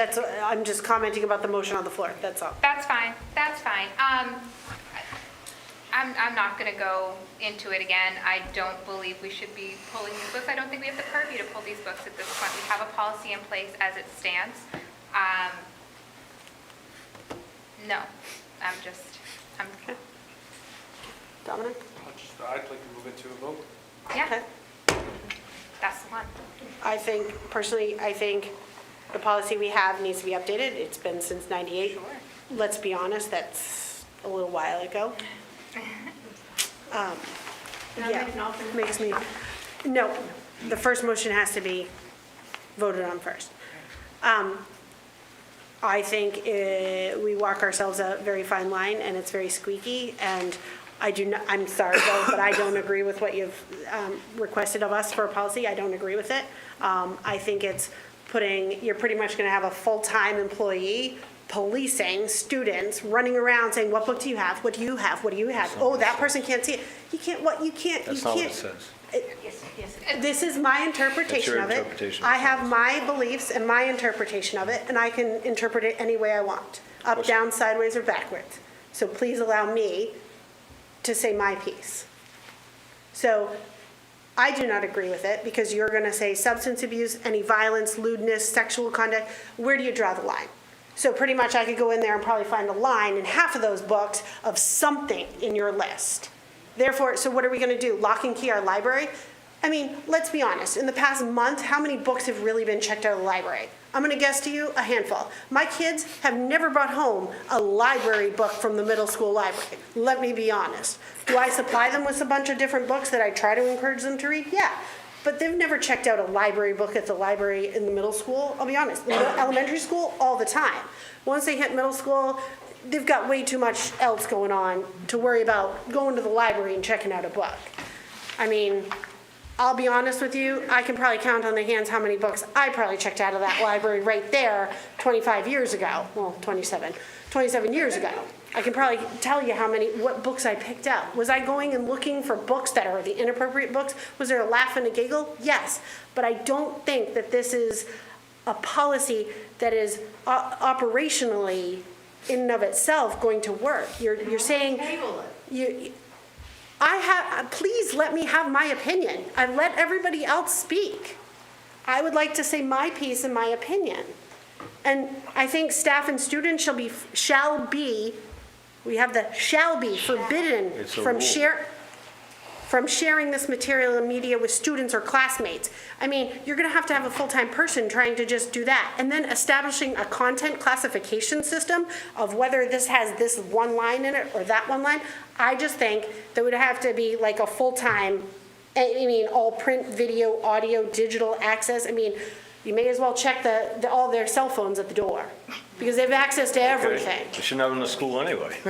Well, that's your belief too. It is, absolutely. So, Policy, I'll sign it. but I'm just going through this because there are people that don't have this in print. So I'm going through this line by line for a very specific reason. But I absolutely don't agree with it. Do I agree that there needs to be modification of our policy? Yes. Do I agree that there needs to be a better system of a parent saying, I don't want my kids to have access to this? Yes, just like we did with the curriculum thing. I think that needs to be updated with policies. So we can move to a vote. Everybody has given their opinion. We can move to a vote based on your movement to have this policy in effect. All those in favor say aye. Aye. Opposed? Nay. Aye. Nay. Abstentions? I'll abstain because I think we should table. Okay. Is there any further motions on the floor? Yeah, we had one that I asked for earlier about transparency or... No, we're still on the library discussion. Oh, I thought that was done. Okay, my bad. No. So does anybody else have some information and discussion, review and discuss policies for the library books? Is there any other direction that should be taken to the policy committee? Does anybody else have another motion? And the policy is going to get reviewed at the policy. Great. I think that's a good. Perfect, let's do that. Because we discussed that at our last meeting, that it was going to go back to policy. Perfect. So I'm just going to make it absolutely a motion on the floor that the IIAC-E and IIAC go to policy committee. Second. Yep. Okay, any further discussion? Seeing none, all those in favor say aye. Aye. Aye. Opposed? Abstentions. Okay. Next, moving on, you had a request for 91A request information. Yeah. You had a 918 request? No. He wanted to have a discussion about, remember how we had talked about it a while ago, about trying to put in a system in place? He had a, Okay, so I got an email and a phone call from one person from Bristol, and the name's irrelevant, and I don't know if I'm allowed to say it No. in public anyway. not right now. So this person submitted a request for information in November, and the request was specifically, and I have copies of the emails, they're around, but requesting the entire list of every book in every library that we have. So this would be a database, okay? And that was in November. By law, we have 5 days. That's not me being a lawyer, that's me looking at our stuff, right? To acknowledge. Huh? To acknowledge the request. Right, we have 5 days to acknowledge the request or just give the information. The information was never provided. There has been communication back and forth. I believe that the first reply was within 5 days. but information delayed is information denied. And so at this point, this person still has not received the database. And we can't have a search engine that's functional, which we do, if we don't have the underlying database. So I wanted to find out, A, if we could make sure that person, Steve, you know who I'm talking about, I think, if we could get that person what she asked for, and if not, let her know why not. And then also, if we could develop a tracker, because I made the mistake in November when I came as just a citizen to the board meeting. I requested 3 things. I did it orally, and they were never provided to this date. And so that's okay. I mean, I found it on my own, but the district never got me the information I was asking for. So I think we have an issue with communication and transparency. And the way to remedy that is to make a publicly available, so we don't necessarily have to have the name, but assign a number to every request for information on a tracker, which is just a database, like a spreadsheet. So the date, the nature of the request, the date that it's actually, the reply is due, how it was disposed of initially, and then any ongoing information. And then... Haven't we already had that discussion? I feel like that was something we already talked about, was a way of tracking 91A requests. And I think I know the one that you're talking about specifically, that was an online database. Like wasn't that the one I'm thinking of? Well, you can access the information online, but there's it's only accessible, from my understanding, it's only accessible using the search engine, which means you have to know what you're seeking out rather than just reviewing the list. So this person was requesting the list. That's thousands of books, and if they really want to review it, it's theirs to review. So that's what they asked for. Isn't the RSA 91A is if we have the document? Mm-hmm. But if we Yeah, don't have, isn't there some funky thing like that? Correct. We don't have the list. In other words, it's something that doesn't exist presently with the subscription that we have with the Follow is the company that provides the database. So you're right, Bill. You have to search every.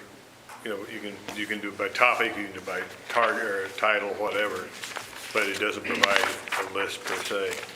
That subscription can be upgraded. It costs money, some money, but that subscription can be updated, I believe, to produce a list. However, we don't have that functionality at this point. So Follett owns our list, and we don't have access to our list as a list.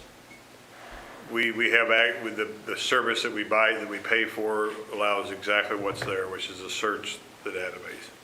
It doesn't provide us a list. So how does Follett get our list? How does Follett get all those titles? It's input by the scanning of the information, but we don't have access to that list. That's another subscription that we pay for. How much is that? I don't know. I think with everything that's going on, it would be in the best interest of the district to make that readily available. I'll be happy though. I'll be happy to research that, get a cost figure if that's something the board would like to pursue.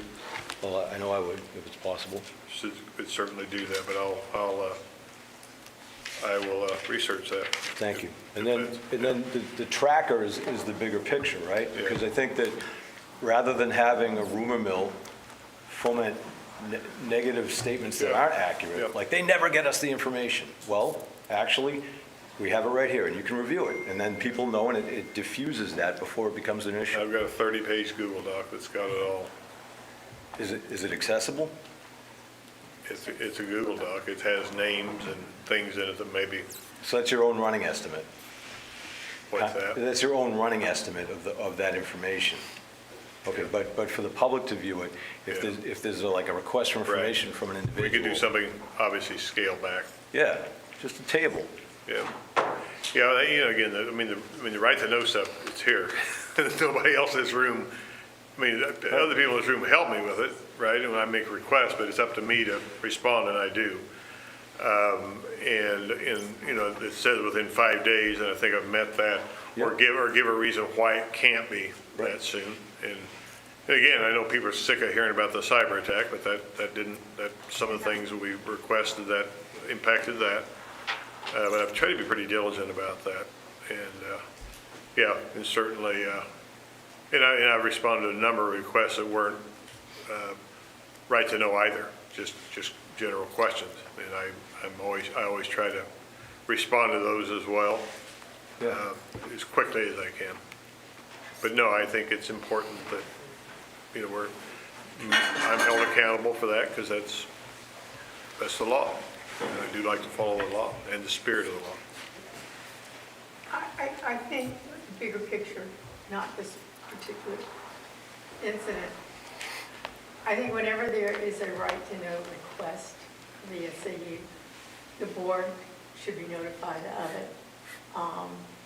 I don't think it should ever be public information if an individual says, under right to know, I would like the following information. That should only be released publicly by the person requesting it when they get a response. I believe RSA 91A, we're public. If you make a public request like that, I believe you're entitled to know who makes public requests. I believe I could say, I want to know every person that's made a public request, because you have a document. I don't know, that would be an attorney's question, I don't know. But I'm pretty sure that's also, right, a 91A, but I think you can.